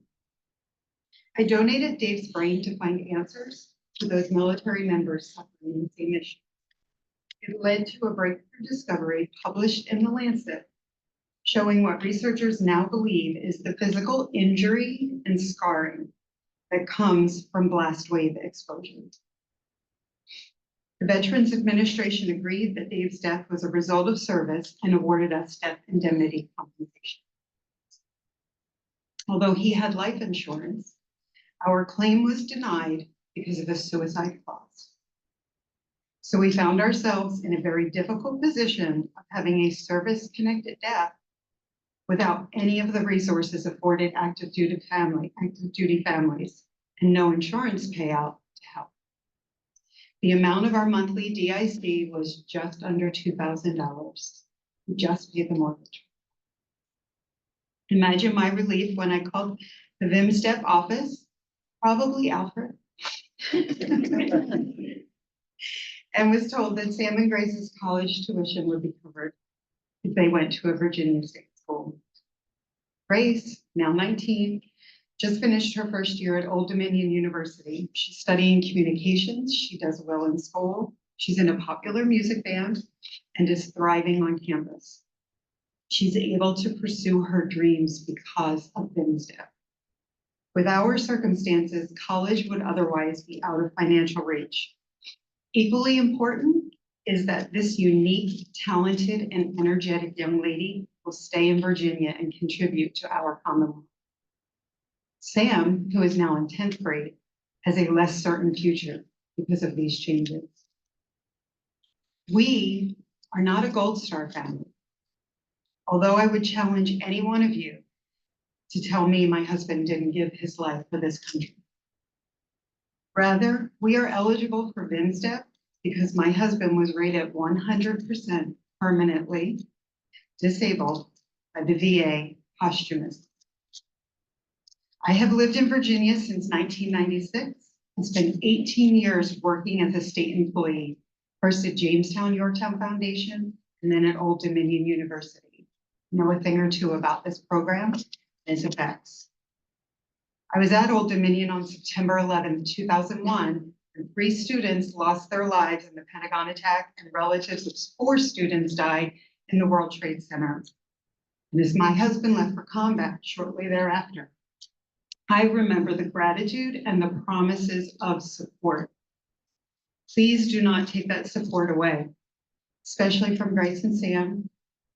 They sacrificed their childhoods for the defense of this country, and it's cruel to ask them to sacrifice their futures as well. Thank you.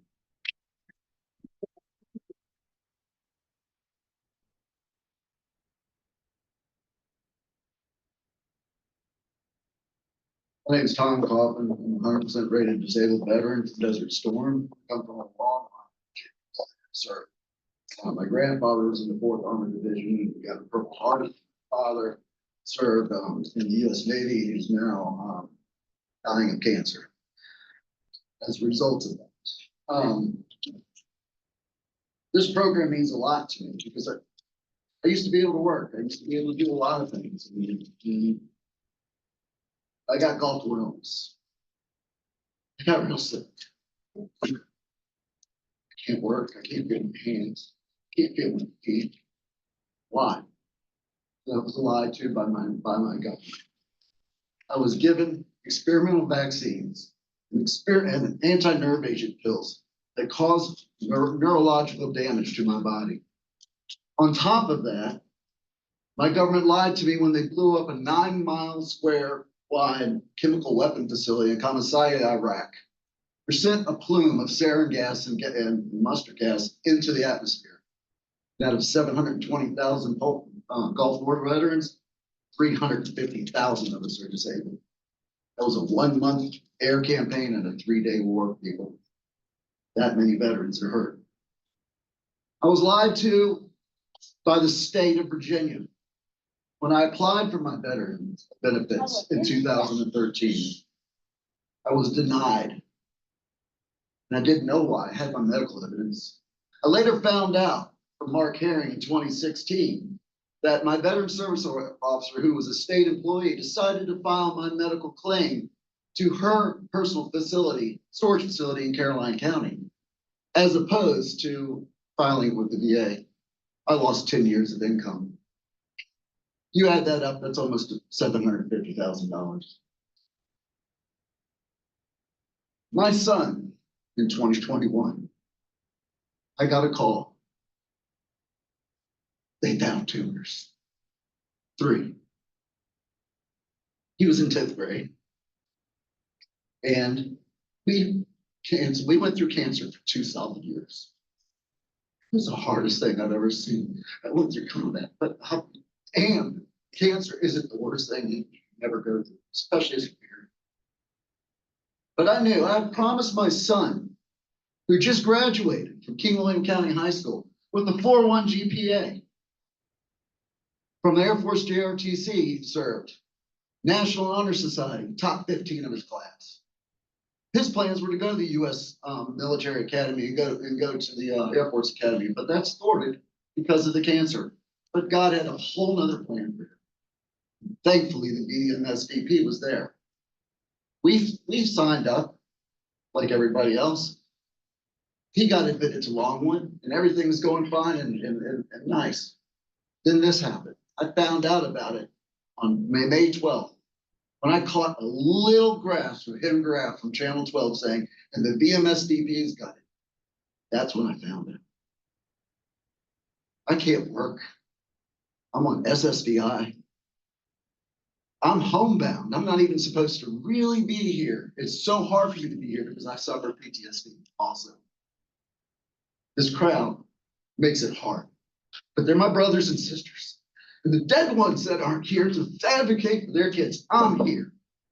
Do what's right. Money shouldn't be a cost. Lives have been lost. Lives have been ruined. But there can be something better. You can rise up like a phoenix of the ashes by letting our children get an education. Thank you.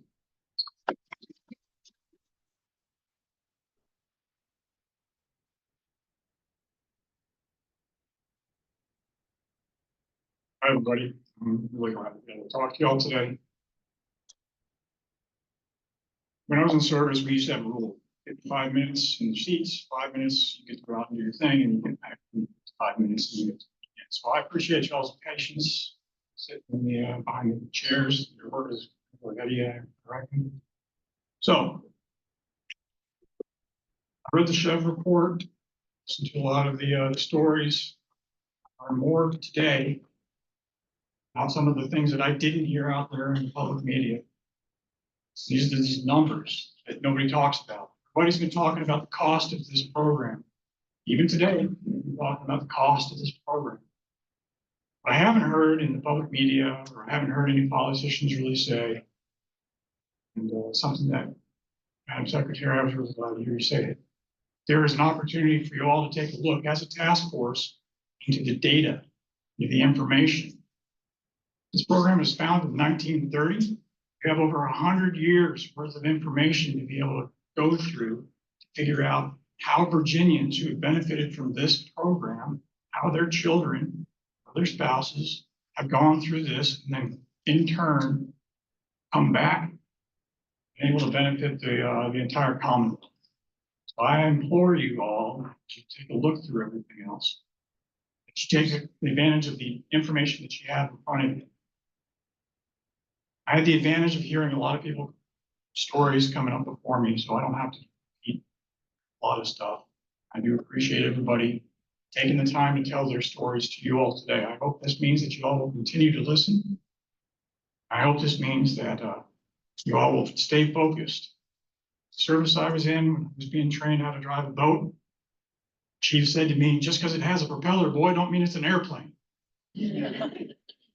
So I hope that you all remember that you've got a task at hand.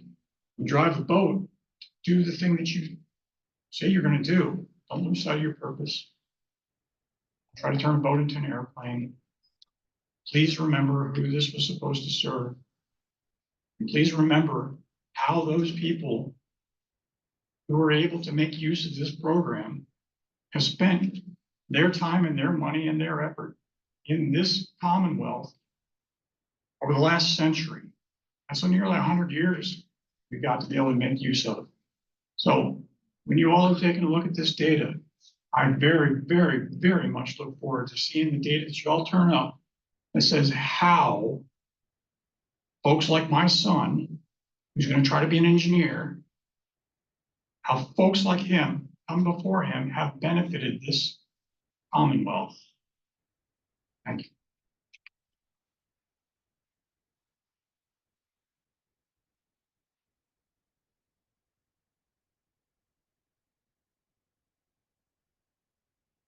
Good afternoon. My name is Jane McElvain. I'm the spouse of a Navy veteran. Laws are supposed to reflect the will of the people. As far as I can tell, the only people who wanted this change were the administrators, the colleges, who were trying to justify their high costs and worrying about their bottom line. Taking away a promise to the families of severely disabled veterans and Gulf Star families shouldn't be an accounting item. It's something that should be legislated and debated. Programs should be in the hands of someone who's looking out for the veterans. But I'm not here to speak about numbers and how much it costs and balancing budgets. Personally, I don't think your numbers make sense, but other people here know more about that and can speak to it. I'm here to tell you how the decision to change the program affected my family. And I'm not sorry if my story sounds the same as many others. It's still important. My husband joined the Navy in 1994, and when the 9/11 attacks happened, he volunteered to join a special operations unit. He served with that unit for 7 years during the war and was deployed to Afghanistan. I stayed home, worked, raised our kids while my husband fought for our country. They say that those who wait. He acquired his disability while in combat. He's lived in Virginia most of his life, went to Green Run High School, Virginia Beach. My husband comes from a long line of Navy service. His grandfather and his father retired as a master chief. 2 uncles served. 3 of his cousins served. His nephew is currently a naval officer. My 14-year-old son has expressed the earnest desire to attend the Naval Academy. The McElvain family has served their country well. He continued his Navy career and retired in 2015 after 26 years. My husband lives with the consequences of his service every day, as all my family does. When the kids were little, he wasn't there a lot. When he did come home, he wasn't home yet. I remember the time he was getting ready to deploy again, and as a young mum with 2 small kids at home, I remember my fear. And I distinctly remember him telling me that if the worst happened to him, we'd be taken care of. It was no comfort to me at that time. All I could think of was hoping that he'd come back in one piece. It was a comfort to him. there was a promise to his family. It helped him to leave and do what he needed to do. We lived in 10 different houses before my oldest turned 10. We moved into our current home in Great Bridge, Chester. My two oldest kids are at an age where the oldest went to college right as the pandemic started. The middle kid was graduating. Life got even more difficult when my father-in-law died of COVID and left us with my disabled mother-in-law and brother-in-law together. It was a whole family effort to get through those incredibly tough times. Less than a year after my father-in-law, Navy vet, died, my mother-in-law followed. My father-in-law retired at a time when it was widely thought that claiming for his service was a thing of shame, so he never did. This meant that at a time we really needed services from the VA to help the spouse of a disabled child, my brother-in-law, it was too late. My girls had stopped going to college by this time, and it's just one of those times that life was too much. This was one of the reasons my husband went back to the VA, rightly so, properly claimed all his disability. His previously slightly lower rating was properly amended to 100% total employment. This meant that our family had been handed a lifeline. My girls re-enrolled in college, and did I. My oldest enrolled at community college, intending to go for 2 years, then transferred. I managed to get her signed up before the deadline. I still honestly don't know if she's my middle kid signed up at community college for an accelerated 1-year program, and then wants to transfer to William and Mary. I think she's probably due coming from 1 year. I signed up for a second degree, chance at a new start. Can't go full time because of my caregiving duties. I don't think I'm covered at all at this point because I've been part time and it's my second degree. I'm still paying off student loans from my first degree, which is 2 decades. My 14-year-old, he's going to get them because the FAFSA says we can pay for everything. We can't. We shouldn't have to. We're already paid. Tuition waiver is key, but the stipend is also crucial, as are those Chapter 35 benefits. Without those added together, many people wouldn't be able to go to school. My husband says that many times when people say, thank you for your service, it's just words, it's meaningless. VMSDEP was a concrete promise. Thank you that meant something. You're right, service doesn't come. Service doesn't come without sacrifice. The service members make that sacrifice for their families and their country. The VMSDEP is the only benefit that goes directly to the families.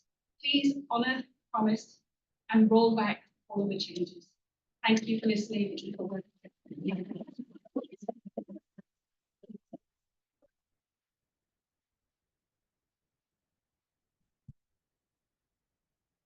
Task force chairs, members, and fellow veteran advocates. My name is Shannon. I thank you for the opportunity to stand before you today and tell you my story and the story of my family. I'm a retired United States Marine Gunnery Sergeant. During my career, we moved 7 times, traveled to 9 different countries, including a deployment to the Middle East during the 2023 invasion of Europe. I earned my bachelor's degree from Liberty University while I served on active duty. And during my 6-year tour in the Pentagon, I knew that my family and I would return to Virginia, to call Virginia home following my military service. That's what we did in 2017 when we moved to Woodbridge. That's also when I started working for the American Legion National Headquarters in Washington, D.C., where I'm currently the Executive Director of Government Affairs. We are the lobbying and policy representatives of 1.5 million dues-paying members. I know what you may be thinking. Why do veterans need lobbyists? Don't they already get a bunch of benefits from VA? Ladies and gentlemen, my staff and I make sure that federally elected officials don't rob under the cover of darkness from veterans, their families, and caregivers, like our state representatives have done and why we're here today. I want to remind everyone that recruiting station doors have been open and always will be open to those who choose to volunteer. Those who serve know what the word sacrifice means, and those benefits were earned for their honorable and faithful service to our country through their sweat, blood, and sometimes their lives. Now let me tell you about my boys. They both graduated high school on May 11th. 4 short days before this program closed its doors. My oldest, Jaden, he's 19. He has no desire to go to college. In fact, he's considering joining the Air Force. My youngest, Jet, is 17. He graduated high school a year early with his associate's degree from Liberty University. His plan is to get his bachelor's degree from George Mason and join the Marine Corps as an officer. His goal is to earn his commission before he turns 21. We plan on using this program to help finance his degree, as I'm a 90% disabled veteran with 14 service-connected disabilities. Because of the advocacy of veteran service organizations like the American Legion, I'm able to transfer my GI Bill eligibility to my son. But in doing so, I will not be able to continue my own education, like the certificate program I'm enrolled in at Cornell University. But there are other families that are not as fortunate as ours. We only have one child that plans on going to college.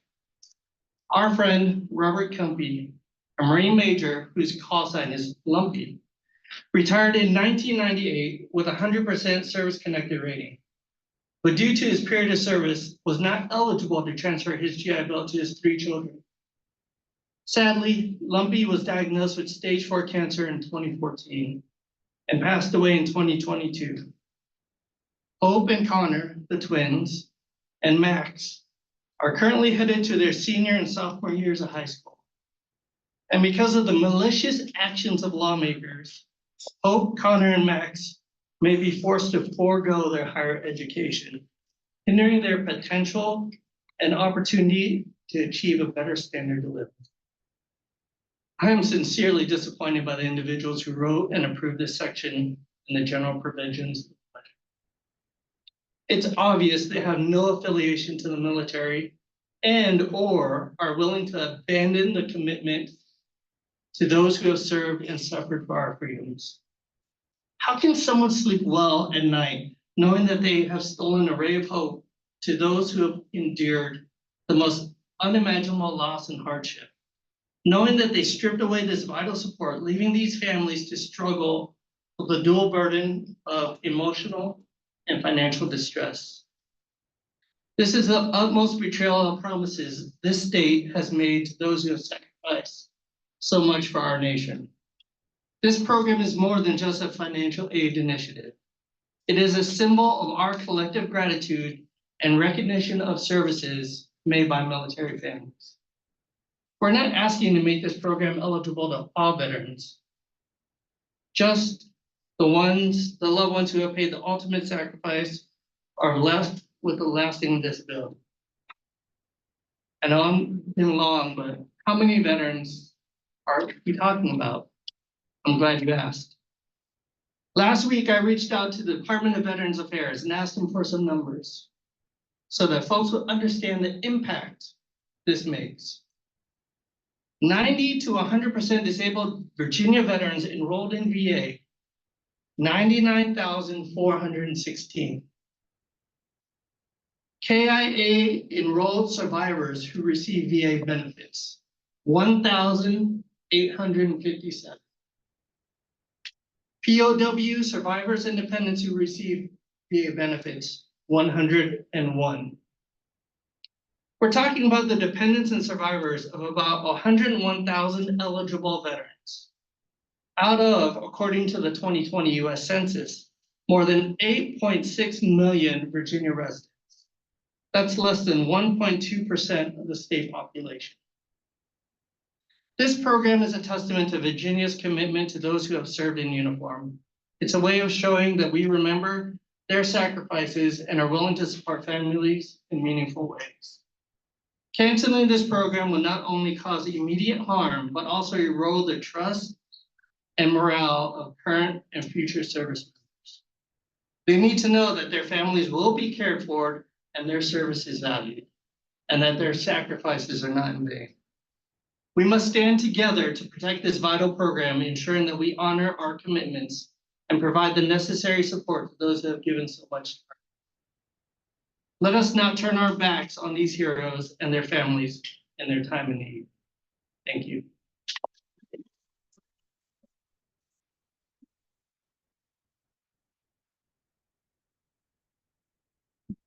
My name is Frank Webster. I'm from the Virginia Fraternal Order of Police. Today I'm speaking on behalf of the 7,000 members of the FOP in Virginia. The Virginia Fraternal Order of Police stands firm in our support of all those serving in the military, the veterans, and most certainly Gold Star families. We also stand firm in supporting the families of all first responders. Yesterday, Sergeant Floyd Miles of the Charles City County Sheriff's Office died in the line of duty. He served 16 years with the Charles City County Sheriff's Office. He was also a veteran of the United States Army. How does somebody possibly think that sacrifice is not enough to guarantee a college education to his wife and children? We urge the legislators of Virginia to correct this situation by returning the education benefits for surviving families, veterans, and first responders.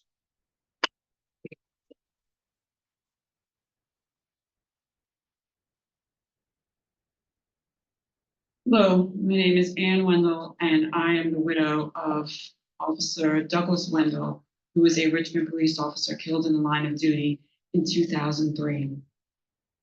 I am also the secretary of the Virginia chapter of Concerns of Police Survivors, which is a national support group supporting the families and co-workers of law enforcement who have lost their lives in the line of duty. We just found out last night that this is going to apply to first responders also. So why aren't there representatives of first responders on this task force? Don't think that the legislature is not going to sneak in cuts to benefits under cover of night, because they've already done that to us. In 2018, they didn't tell anybody when they cut the health insurance benefits to widows who had remarried, and we didn't find out until the health insurance was already gone. The only thing we were able to do was to grandfather in those widows who had already remarried. That was a benefit that had been promised to us since the year 2000, and it is now gone. My husband and I have 3 children, and they all got their degrees, and they all have good jobs. And for that, I am very grateful. We are very grateful. But to the legislature, why do you want to make it harder? Isn't it already hard enough? Isn't it already hard enough to raise 3 grieving children while you are grieving yourself? I prayed every day and worried every night that they weren't going to make it through high school. I don't want to betray my children's privacy by telling you what issues that they had compared to the issues that other children have who also are members of Concerns of Police Survivors. But these are the issues that mine and my friends' children dealt with when they were teenagers.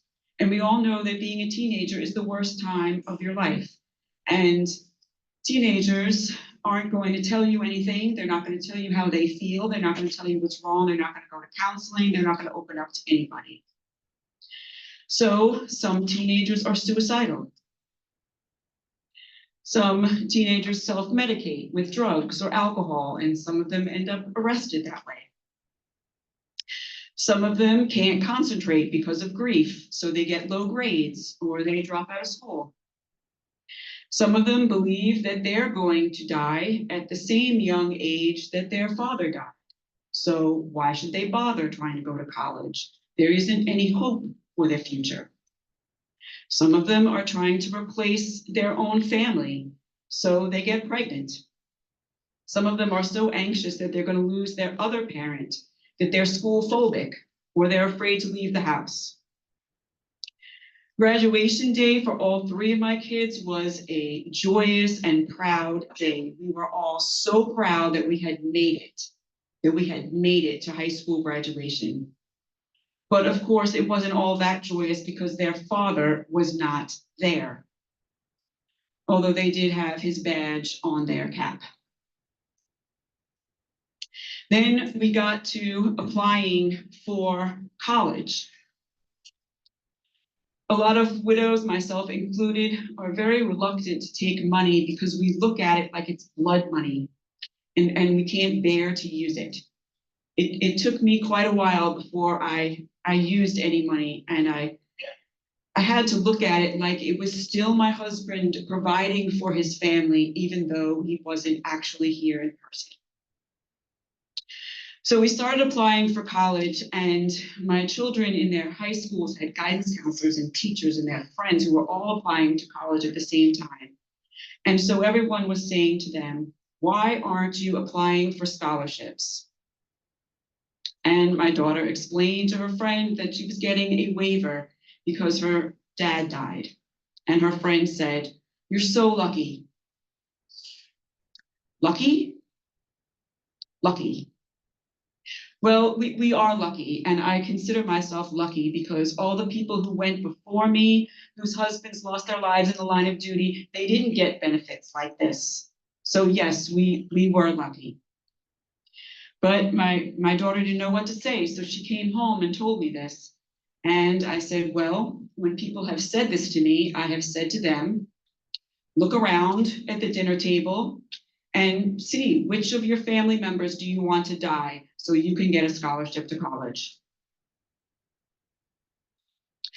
And my daughters wanted to tell these people that it's none of their business why she's not applying for scholarships, but that's pretty rude, especially when you're saying that to a teacher. So I told her to just say, well, it's private. When my son started filling out college applications, his guidance counselor was good enough to have the whole class do that together, and they all applied for scholarships. So when she tried to get him to apply for scholarships and he wasn't going to, he gave her the best answer that a student could answer. My mother said so. And the guidance counselor said, oh, I'm sure your mother wants you to apply for scholarships. Do you want me to email her? And he said, yes. So he came home and told me this, and I emailed the guidance counselor, and I thanked her for being so helpful with all the students. But I told him that he wasn't going to apply for scholarships because he had this waiver because his father had been killed in the line of duty when he was 4. He had missed his entire school career. And I asked her to please not push him and to please keep away all the other students and all the other well-meaning teachers from asking him questions because this is so distressing for him to talk about. Then you get to college. Then what do? The colleges must really not use this benefit very much because they really don't know what to do. We get to the bursar, and bursars get very cranky when you tell them that you are not going to pay them. And then you have to explain to the bursar that you're not paying them because your father is dead.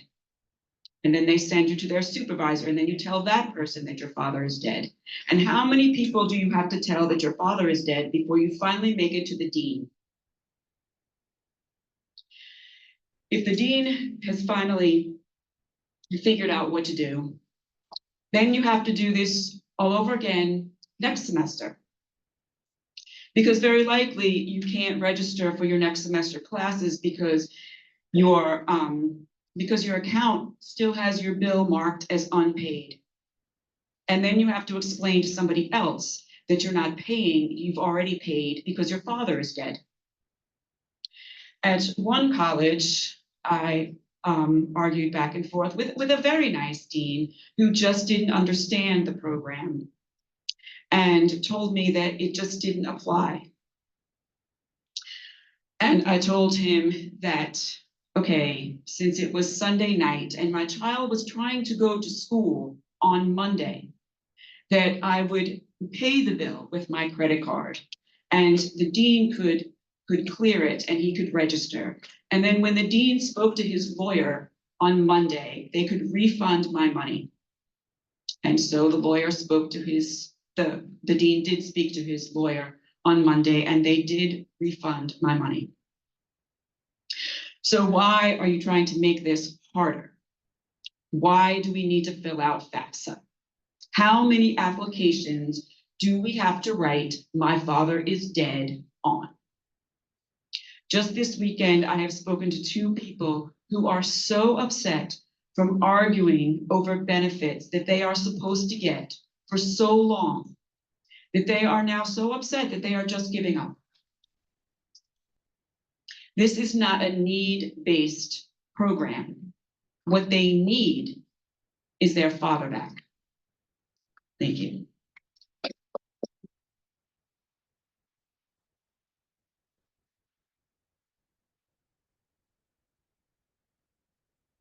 Afternoon. I appreciate you all sitting there for 3 hours because I could do it.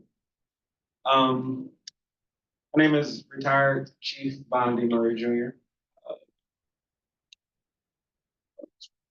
I'm a proud Navy veteran, father. I usually don't speak out at forums like this. I just usually run it and, you know, just take the differences and keep it moving forward. That's what I usually do.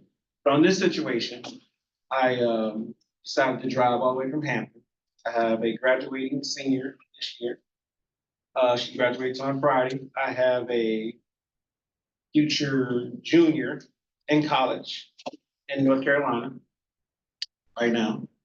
I'm not using VMSDEP, sorry. It's hard for me because I do not like crowds.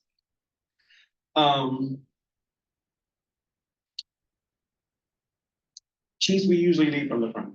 I hope everyone knows what the chief is up there. If you don't, then check it out. Talk to a veteran. They will know what I'm doing. I'm not an E7. I haven't had a chief in a while, but I'm going to chief today. So I need you to change back this program. You know, usually I don't, like I said, I don't speak. This is wrong. This is freaking wrong on every level. My kids have done everything that I've told them to do, everything. And I'm very proud of them. When I let my kids know something, they know that daddy said it, it's gonna be done. The biggest thing that this did to my family, you said you wanted to know personally what happened in the family. So my kids, I've served with Marines, Air Force, Army. My nephew's currently in the Coast Guard at this moment, period. My dad is a Navy veteran. He's a prior police officer from Flint, Michigan. You know about Flint, Michigan, you know that was a crazy time back in the days. Okay. Still is. Yes, exactly. This program is not given, it's a earned program. It's earned. I appreciate the young lady that said there's things happening behind closed doors that we do not know about. Those things happen, and I appreciate you saying that. Thank you. In my office that I work with right now, this is how it affected just in my little cubicle. 10 people did not know about this. This changed. This is wrong. If you're going to change something on us that you told us that you're going to do, give us the common courtesy that we have earned, to tell us. If you want to know about budgets, ask a military spouse. Ask a military spouse. Male, period. They can budget. Those are warriors. That young lady that said she feels something about her dad, listen, 2 weeks ago, my daughter that is graduating this week, know what she told me? In counseling, she said, I didn't know who my dad was. I did not know who my dad was because I deployed all the time. All the time. Every piece of sand, every piece of water, whatever ocean, I have deployed with. Special units, I have deployed with. This thing right here that you changed, that you need to change back, we earned that. We deserve that. We want that. And that's what we're asking for. We are watching. Veterans watch. We vote. We watch the news. This is the only reason that a little inkling. That young man that said, hey, I saw like a tidbit of what was spoken, or that it had changed. Nobody told us. And if you are a chief and you lead people from the front, you tell your sailors, your airmen, hey, this came down from the top, but we're going to work with it. That's what we do. We did not stay in the state of Virginia for its taxes. Governor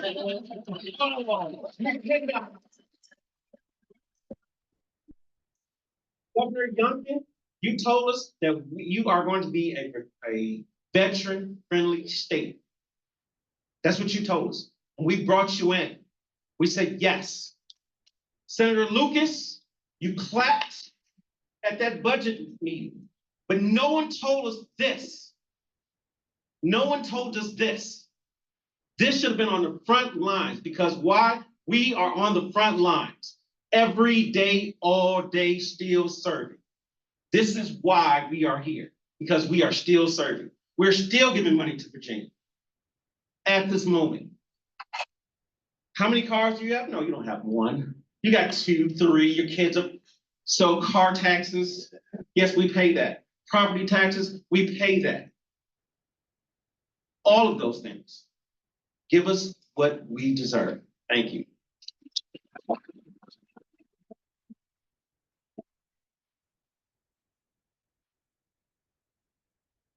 Hello, my name is Seth Poulin. I retired from the U.S. Army medically. In 2017, when I was medically retired from the Army, I thought my days of fighting were over. I was wrong. I had a new fight with the VA. After 2 years of endless doctor's appointments and paperwork, I again thought my fight was over. Now, 7 years later, fighting once again. To save a program that was promised to veterans like myself, Gold Star families, families of first responders. It has been said that the cost of VMSDEP is too high. After the longest war in American history, what did you think was going to happen? Now, because our state government lacked the foresight to see this, we lose another benefit promised to us. The changes proposed will pretty much render the program useless for most families. VMSDEP goes from taking care of college to picking up the crumbs that are left over. This program is not an entitlement. It is a promise made to the veterans of Virginia by the government of Virginia. Knowing this program was there for our children, my wife and I invested money that we were going to use for college into our children's elementary and high school education. Our son Jacob graduated a year early from high school just last year. He has yet to turn 18, so he was unable to use the VMSDEP program. Now with his birthday just over a month away, screw him, right? Before coming here today, we stopped so my wife could check on one of her patients. The nurse that was in with her patient told us she just learned of the program, just recently learned of the program, and was overjoyed that she would be able to send her daughter to college as well as continue her education as a nurse. She heard about the changes being made and spent 2 days, May 14th and 15th, trying to get her daughter into the program with no success. Everyone before you today was willing, or the spouse and children of someone willing, to give their life for the freedoms of all Americans. Can we as a state get back to doing what is right by our veterans? Stop worrying about the almighty dollar.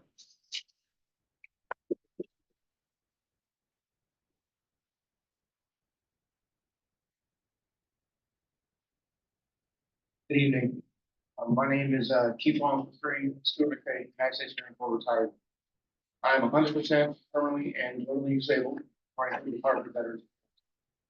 I'm here speaking to you tonight, not on my behalf. Don't worry about me. I got my own issues. I will be taking care of for someone else. I'm here for my family. I'm here for my wife and my 5 children. 5. Yes, I know that's my fault. I understand that. It is ultimately my responsibility. I get that. However, when I retired in 2018, I retired in North Carolina. And my family and I chose to move here. And instead of going to other places such as Florida, as a natural and born Californian, I could have gone back there as well. We didn't for very many reasons. One of them was because of the program that was here, that was in place.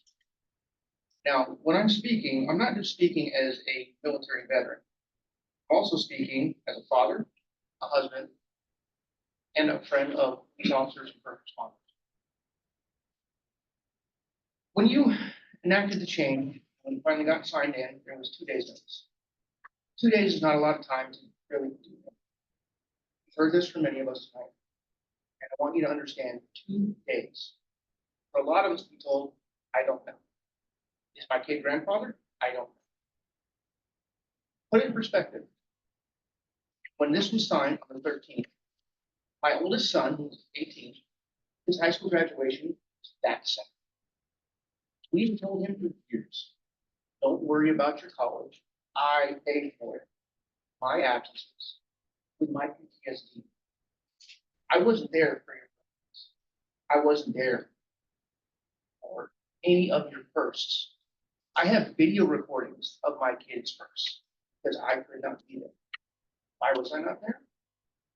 I was deployed somewhere. I don't even know half the time. I have to ask my wife, where was I during that time? Oh, you were here. I don't. The stress of this has caused me to have irreparable, or it's caused me to have horrible nightmares because of this. I cannot sleep in my own bed with my wife because I have violent nightmares. Because my oldest son is sitting back there. He hears he's grandfather. I don't know. You. My 15-year-old son who's back there, he can't be grandfather. Why? Because he's still in high school. My youngest hasn't even started school yet. She is 4 years old. We have no idea how we're going to pay for it, let alone my 15-year-old college. There is a lot of things that have been done to the veterans and to the first responders in the past. This was one of probably the worst I've experienced. I understand money is a concern. I got that. We have been at war since September 11th, 2001. Nobody in our state government had the foresight to see that there was going to be an increase in usage of this program. There was 18 plus years to prepare. 18 years. And yet no preparation was done. But everybody's already worried about the next election cycle, or when the next football stadium is going to be built, or hey, let's try to get a new pro team here, or whatever the case may be. There are more important issues. So, and I wanted to touch on this. My wife, God bless her, she started her college degree in 2010. That's 14 years later. She is not finished. Why? Because she was supporting me. She started and stopped going to school 5 different times.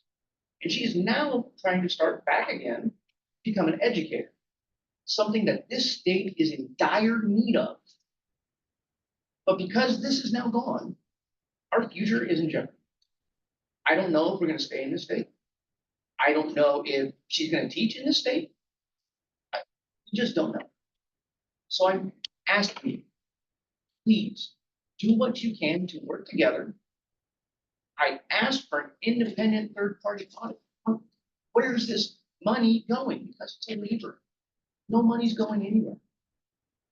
Please look into this and help us all. Thank you. Good night.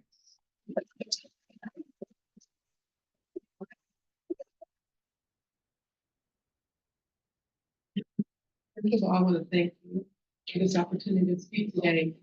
I am not speaking on my behalf. My daughter, who could not be here today, wanted me to share something with you. I am a 100% disabled veteran. I was in the hospital about 2 years ago now, almost lost my life. My daughter stayed home and took care of me. She decided not to attend public school college here in Virginia, but instead go online. She received this benefit from her dad, who is 100% combat related veteran, and who used to go over to Vietnam and Cambodia and Laos and look for people missing, soldiers missing in action. And so I'm going to read this letter from her to you. And she said, hello, I hope this letter finds you well. My name is Bethany Christine Jackson. I'm a young woman and a dependent utilizing the benefits of the Virginia Military Survivors and Dependents Education Program, which I'm eligible for through my father, 100% combat disabled veteran.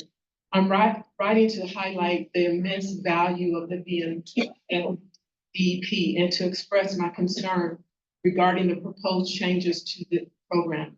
VMSDEP has been a cornerstone in my educational journey, providing essential financial support that has allowed me to pursue my master's degree in learning, design and technology and learning technologies certificate with a concentration in learning in e-learning at George Mason University without the burden of overwhelming debt. The waiver of fees and the stipend provided by the program have not only eased financial pressure, but also enabled me to focus wholeheartedly on my studies. As a result, I have attained a perfect 4.0 GPA and have been honored with an invitation to join the Phi Kappa Phi Honor Society. The benefits of VMSDEP extend beyond mere financial relief. The stability and peace of mind it offers have been crucial in fostering an environment where students like myself can excel academically and personally. The support is not just an investment in individuals' futures, but also in a broader community as it empowers us to give back in meaningful ways. The proposed changes to VMSDEP threaten to undermine the very foundation of this vital support system. Reducing benefits or altering eligibility criteria will place undue strain on many students who rely on this program to achieve their educational goals. Such changes could result in increased financial hardship and hinder the academic success of countless individuals. I urge you to reconsider the imposed changes to VMSDEP. Preserving the current structure and benefit of this program is essential, ensuring that students can continue to thrive and can contribute positively to society. The value of VMSDEP cannot be overstated, and that impacts the lives of students like myself is profound and far-reaching.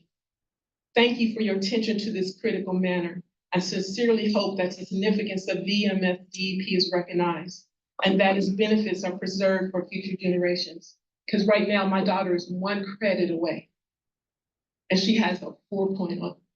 She took care of me. And this program is vital. It is not a political ploy. This is what she wants to do. She wants to design learning programs for adults. She has a degree, an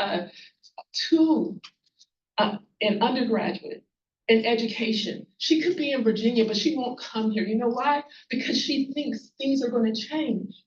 This is choices. People are offering her jobs. And I'm urging you to repeal it and go back and look at it, because my daughter is maintaining a 4.0. Isn't that what you want? Productive citizens of society? Isn't that what you ask for? Someone to give into the world and make a difference? I know numbers. I used to work for an agency, a 3-letter agency, so I can break you down numbers, but I'm not. But what I am going to say is, you cannot do things undercover and not realize that it will be found out. And there's plenty people that will dig, because we need to have this program back, because this is a vital program. But I want to thank you, Governor, from the bottom of my heart, for standing up and being supportive of this program. And I want to thank each and every one of you guys, each and every one of you, for being on this panel today. And I want to thank my best friend and my sister back there drove me, because I can't drive myself, all the way from North Carolina to give this letter to you today. Thank you.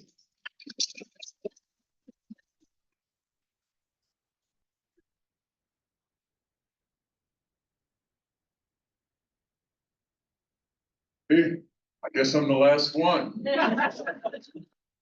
My name is John Miss. I'm here to misbehave. And if you want to know the totality of my misbehavior, just jot my name down and Google it. Bob down there can tell you a few stories about me. Jason right there can definitely tell a few stories about my time up at Walter Reed visiting the troops. I used to run a program at Walter Reed for returning wounded, injured, and ill troops. Also, somewhat at Bethesda, but the Marines did a better job taking care of their wounded than the Army was doing. You all know about the Walter Reed scandal.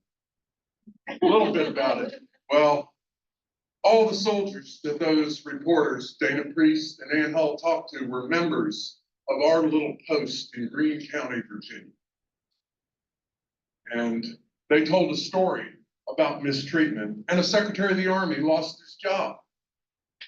Well, we got some good out of that. Well, who here is going to lose their job over this and not make this right?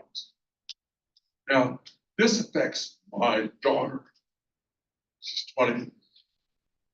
She's going to be mine.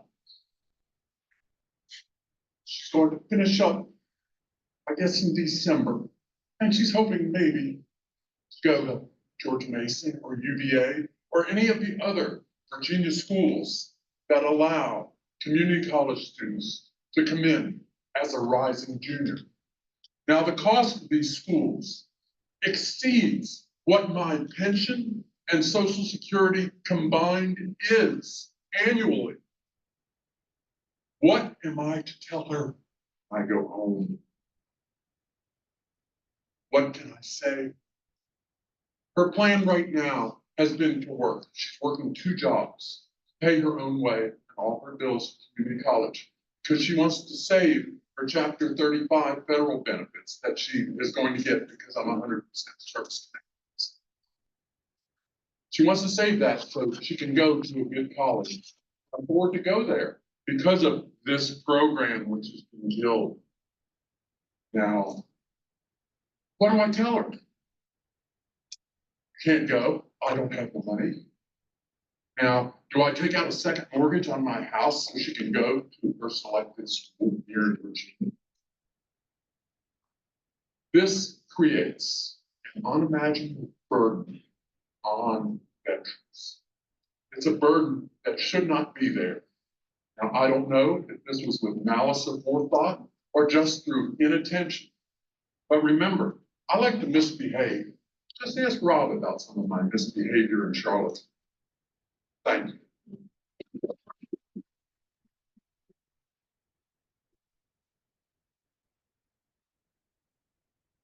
Good afternoon. I'm Jumper, Secretary. Yeah, apologize. And Secretary Crenshaw, rest of the task force. My name's Dan Dukes. President Herndon, my senator is Boy Scout. Ellie is Larry Shin, and I'm a friend of, some people call me petition guy. I'm not going to get into my, I knew that was coming. All right, so I'm not going to give my story. It's not that interesting. And certainly I'm not going to claim any service. Did some time in Kosovo, did some time in Afghanistan. But when I'm in the presence of heroes, I'll just kind of stay quiet. So I'll be focused on one thing and then kind of focus on something else I have not heard today. And so I'll introduce it for respective secretary's consideration. Within the VMSDEP Friends community, who I'm playing the wrong way, that is watching this. This slide is infamous, right? Scary slide on the growing cost of waivers impact sustainability. Problem is, we don't know what that cost is because within the slide deck, it says value, it says cost, it says price. It keeps switching back and forth. I'll get back to that in a moment. The other slide within the Mr. Maggio's brief, and to be clear, Mr. Maggio is doing his job to the best of his ability. He is a 6-year Army veteran. So do what you gotta do. But this over 2019 to 24 shows for respective schools, again, more scaring over that period, that slope, that rising slope, right? And it talks about waivers or foregone revenues that are absorbed by other students in the form of higher tuition and fee charges.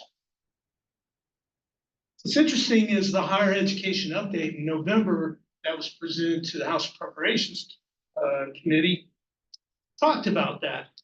And it talked about how tuition was increased to kind of pay for financial aid. And it doesn't talk about trends over time, but what it does talk about is UVA, 25%.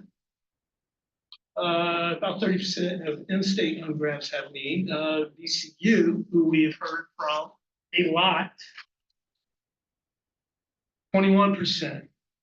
Two others, JMU, 8%. So there is, in this discussion about how tuitions have increased to kind of fund financial needs. What's interesting is on this slide up top is waivers are not captured in the data. So you've heard from Mr. Casey, from others, that there's some kind of cost associated with VMSDEP. I don't think anybody questions that. There's something there, right? How do you define that? Because we all know the numbers can be played with and evaluated across different contexts. Now, the interesting thing, all of our public institutions are businesses, are they not? So it makes sense to just go to their annual statements and simplify things, just go to the statement of revenues and net positions. For those of you that, well, just kind of think of it as profitability, right? Profitability for a nonprofit institution, which they all are. So when you start parsing out those numbers over a 5-year period, which most of them have not published their 2024, the academic year, anyway, June 30th. But if you go to 2019 to 2023, some interesting things happen when you start taking VMSDEP as a program, and those program funds for each school, take the number of VMSDEP applicants, and then take that number, divide by applicants, and you kind of get a cost per student basis. It's fairly stable. You can imagine UVA is higher and others are not as much. Okay, so we're tracking on that. Is that the cost of VMSDEP? Well, that's the cost of the list price. So that's a little questionable. What may be more interesting, since we're talking about statement, is what are the raw costs? And many of us have been throwing this around. What are the production costs? What are the, maybe let's just call it, because some of this is arbitrary, what are the operational expenses costs? So when you get into that, and not to belabor this point, you get into VCU in apologies, didn't bring my readers, taking the operational expenses and dividing by the, I was about to say FTE, we ran those numbers, we ran the, I was about to say undisputed, but the unduplicated headcount. Because it's funny when you get to higher education, the numbers seem to, I don't know, right? But we've got a taste of that, haven't we? The numbers seem to kind of bounce all over the place. The Chev does have a pretty good database, and they do publish their annual statements, for the most part, audited. Let's get back on topic. So getting to the punchline, you look at the operational expenses divided by the student, right? The unduplicated student, that puts you at close to 40,000. I apologize, take that back, puts you around 18,000. But when you look at their net position, and to be clear, after all the money that's taken in, all the interest payments are paid, all the everything, at the end of the day, June 30th, what's in the bank account? That has continuously increased. For VCU, going back to 2019, the ballpark around 38,000 per student. That's the profit off of per student. Right? And it continues to be relatively flat. Apologies, 29,000, it grew to 38,000, right? Look at the numbers. Legislators, if you want numbers, you need to look at the statements. These are businesses, supposed to be non-profit businesses. Here's the kicker. University of Virginia, who we have heard referenced several times, how does that translate into net position per student? Well, from 2019 to 2023, per student, it went from about $320,000 per student to $450,000 per student. When you actually look at the numbers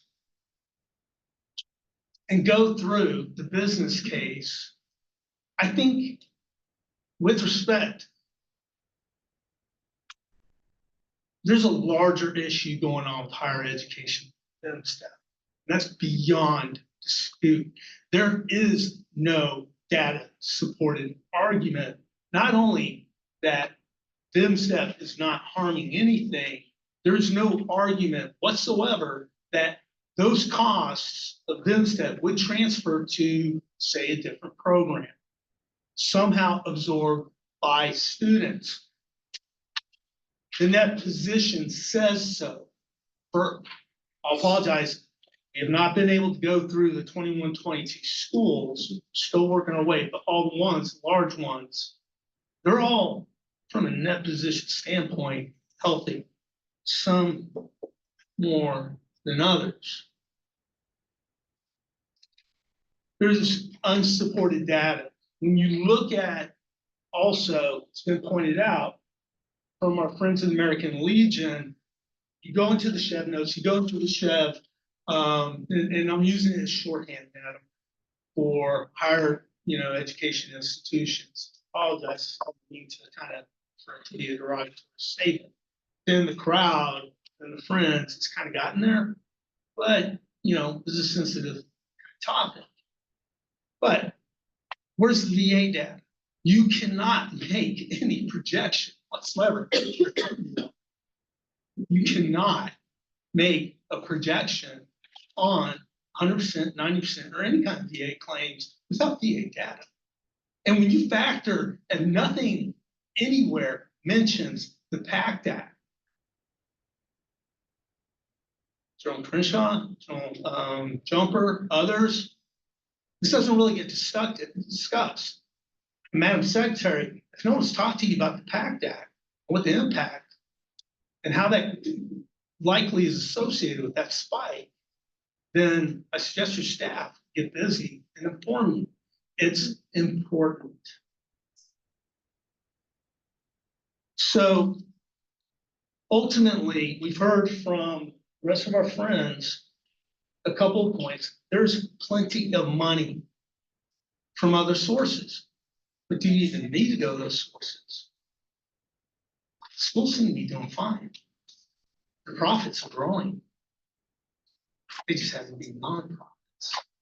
So there's a different issue, which that leads to me to a final point. I'm maybe going to extend time. I apologize, but very important quote. And I think the gentleman may have left. Believe people. Somebody help me with that quote. First time you should be who they are. This is not the first time. If you go through legislative history, more than once over the past several years, VMSDEP has been targeted. This time, they targeted everyone that wore a flag on their shoulder. Law enforcement, first responders. I will confess, I was unaware that Virginia had a defense force. These unintended consequences with these waiver programs include senior citizens, include exchange students. Maybe the flag analogy doesn't really work, but all these other groups, attended consequences when you cast a net where you make sure that includes Virginia National Guard, Virginia Defense Force, active duty. That doesn't sound unintentional at all. It sounds intentional. In fact, it sounds really targeted. Your core problem is this. Title 38 USC versus Title 4. You've heard others talk about needs-based versus earned. This is captured at the federal level. And it encapsulates our guiding views. So, Madam Secretary, the simple solution is Senate Bill 1185 from Texas from 2013. Easy. Probably some analysis, probably some things to get around, but the details of this are captured in our petition that we released and collected, I don't know, about 3,500 signatures, 24,000, that spells out in detail how VMSDEP, like the Hazelwood Act, very simply needs to be removed from higher education management. Make it easy. Just like Texas did with its Higher Education Council, transfer management of the program to the Texas Veteran Commission and make sure by statute, which if anybody's curious what statutes, how that transfer, Texas even went through, did a matrix on how ensuring management under the guiding principles and associated how it ties back to the federal level, because everybody participates in this program has to go through a regular process. Now, there's a lot of data on this. It works. Some people say that the Hazelwood Act and the associated fund that had to be created per that Senate bill, the Military Veterans Fund that now funds the Hazelwood Act. But when you talk about Virginia, the governor wanting to be the most friendly state, with all respect to the governor, that's not Governor Youngkin. That's by statute. 2.2-2004.17, the compact with Virginia veterans. Your core problem here, Mr. Secretary, Madam Secretary, are statutory obligations in conflict with each other, where DVS, and one of the assigned responsibilities of shipmaking here, Mr. Ziegler, is to grow VMSDEP because it's a pinnacle or it underpins the compact. While at the same time, you have higher education by statute is supposed to ensure that its financial aid be based needs-based. Thank you. Thank you.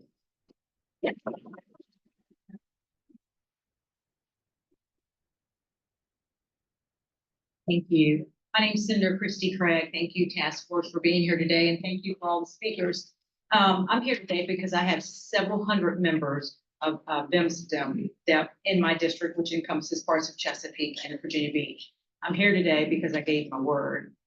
I'm here today because of my father, 82nd Airborne, because of my daughter served in the U.S. Army, my son-in-law currently serving in the Coast Guard, and my nephew currently serving in the Navy.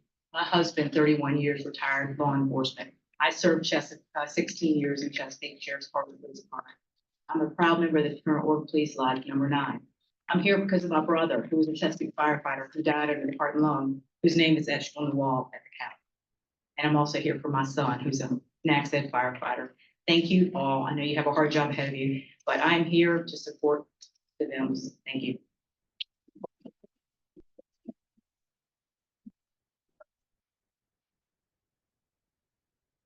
Excuse me, Secretary Crenshaw and Secretary Guevara. I know it's been a long day, but when Kayla Owen spoke, her mic was not on.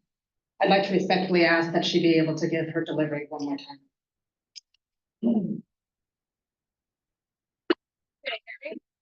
We could not hear you.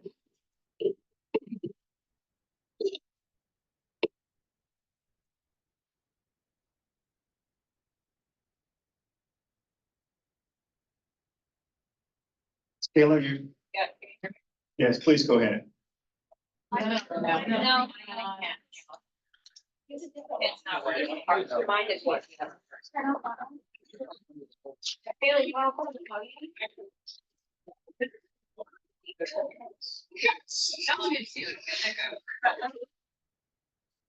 Okay, sorry, I thought everybody heard me the first time. I had snipped from my original one because we were told we only got 2 minutes, so I will try and give the same one and back cross marks through what I had originally intended to say. My name is Kayla Owen, and I'm one of the co-founders of the VMSDEP Friends and and happy to be a member of this task force. I'd like to use my brief time to highlight several serious concerns and make it known right out of the gates that those overseeing this task force are in fact heavily biased and intent, whether through pursuing political pressure or otherwise, on pursuing a predetermined outcome. Today, I wear in recognition of veterans and service dead of both the military and first responder communities. Please observe a 3-second moment of silence for their sacrifice. Despite what some would lead us to believe, the adverse effects of this legislation were not unintended. There are many adverse impacts were absolutely intended. The manner in which these cuts occurred was deliberately deceptive, targeted, and the very same forces that snuck in these changes are continuing to operate in the shadows. They continue to strong-arm opponents and actively conspire against honest efforts to seek truth and transparency. More and more people are coming forward and exposing the extent of nefarious and in some cases illegal actions regularly occurring behind the scenes. I remain committed to compiling this information and hope I will have the opportunity to fairly and accurately report these details, not only to other task force members, but to all stakeholders, which include all Virginians and all voters. This is blatantly unconstitutional and contrary to the core principles of all public servants must swear to uphold. At a minimum, the task force must ask that JLARC, Joint Legislative Audit and Review Commission, complete a full program evaluation and policy analysis prior to considering any legislative changes and revert back to the pre-May 13th language.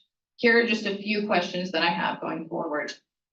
Why are we continuing to accept numbers at face value? Allow me to provide one example.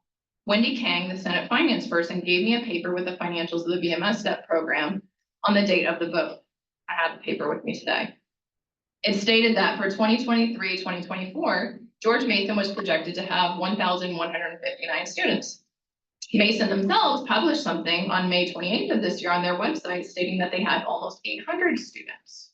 That's a difference of 359 students, and that's one single school. Why has anyone not asked for an audit to get accurate numbers? Why has there been no discussion of marginal cost? The universities continue to get slapped on the wrist over misappropriation of funds, yet they keep running back to the Bank of the General Assembly crying poor. Why are they targeting veterans in a cash grab to offset their losses?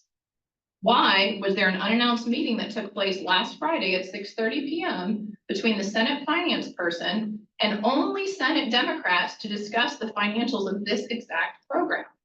Unfortunately, it appears that the Dems are taking data from an individual, the same one who provided me the inaccurate data about George Mason and potentially other schools.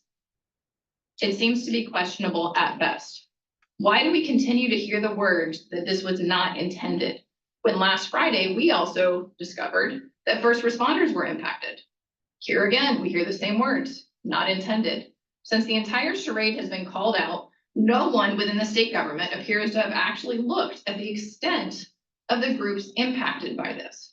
Why are we as a grassroots effort having to call our first responder friends and let them know that they are impacted?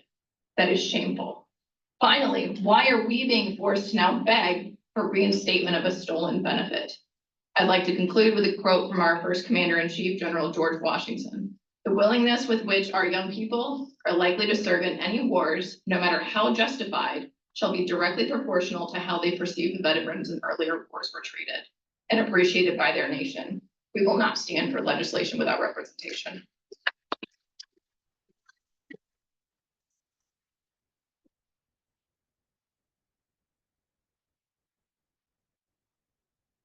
Thank you, everyone.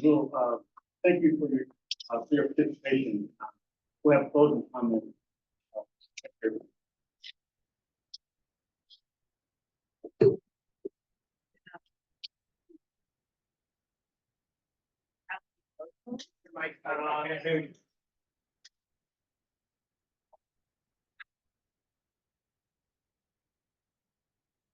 Is it working? Okay, great. I just want to say thank you, with deep appreciation for everyone who took the time to travel here from so many different places, to stay so long for what is a very, very important shared experience of hearing stories that aren't just numbers, they're lives. And they're people's personal stories, and that you have made numbers of lives. And that's what matters. And it's emotional. You heard many, many emotions today, from sadness, grief, loss, frustration, fear, and anger. And those are all important also to hear in this process. Just want to thank everyone for being so open and sharing your personal stories with this task force. Please know that you've been heard.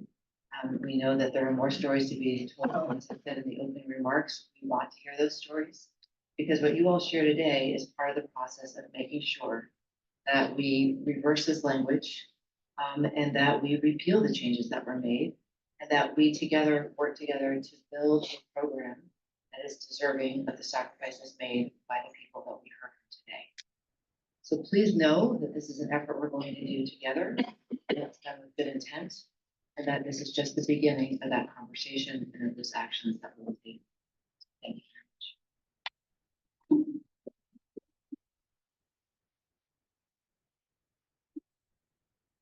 very much. Great, thank you.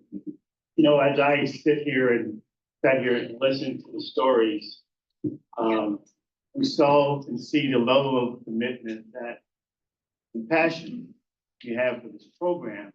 And as stated many times, it's bigger than any program. It's the commitment of your service member who once wore a uniform, the cloth of our nation, from our soldiers, airmen, sailors, guardsmen, our Marines.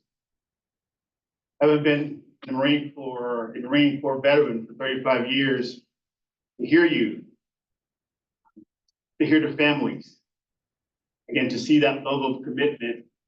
I hear you, we hear you, this task force hears you. Task force said that we're going to come together. Governor said, let's do this.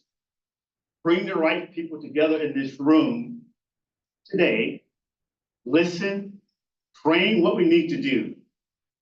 And it's been mentioned how we move forward. The level of commitment is here within the task force.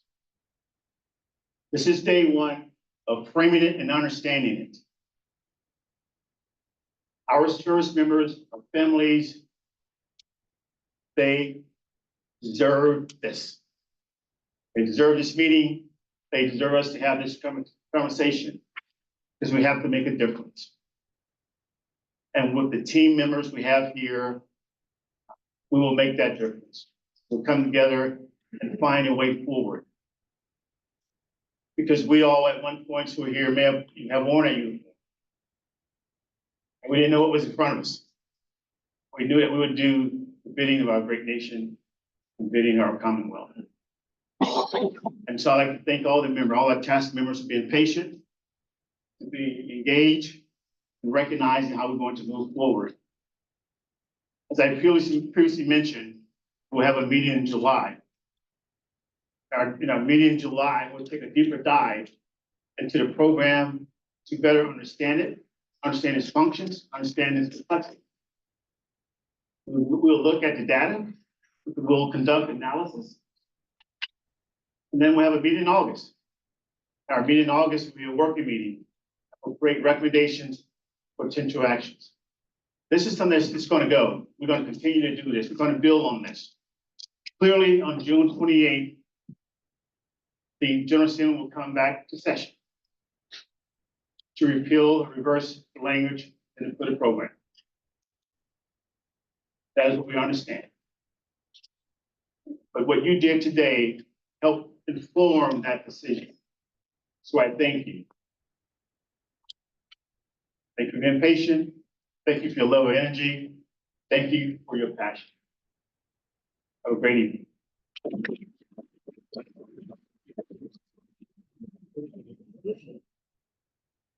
Hey, I don't know if you remember me. I was coming over to say, oh, look like Christ. No, no, sir.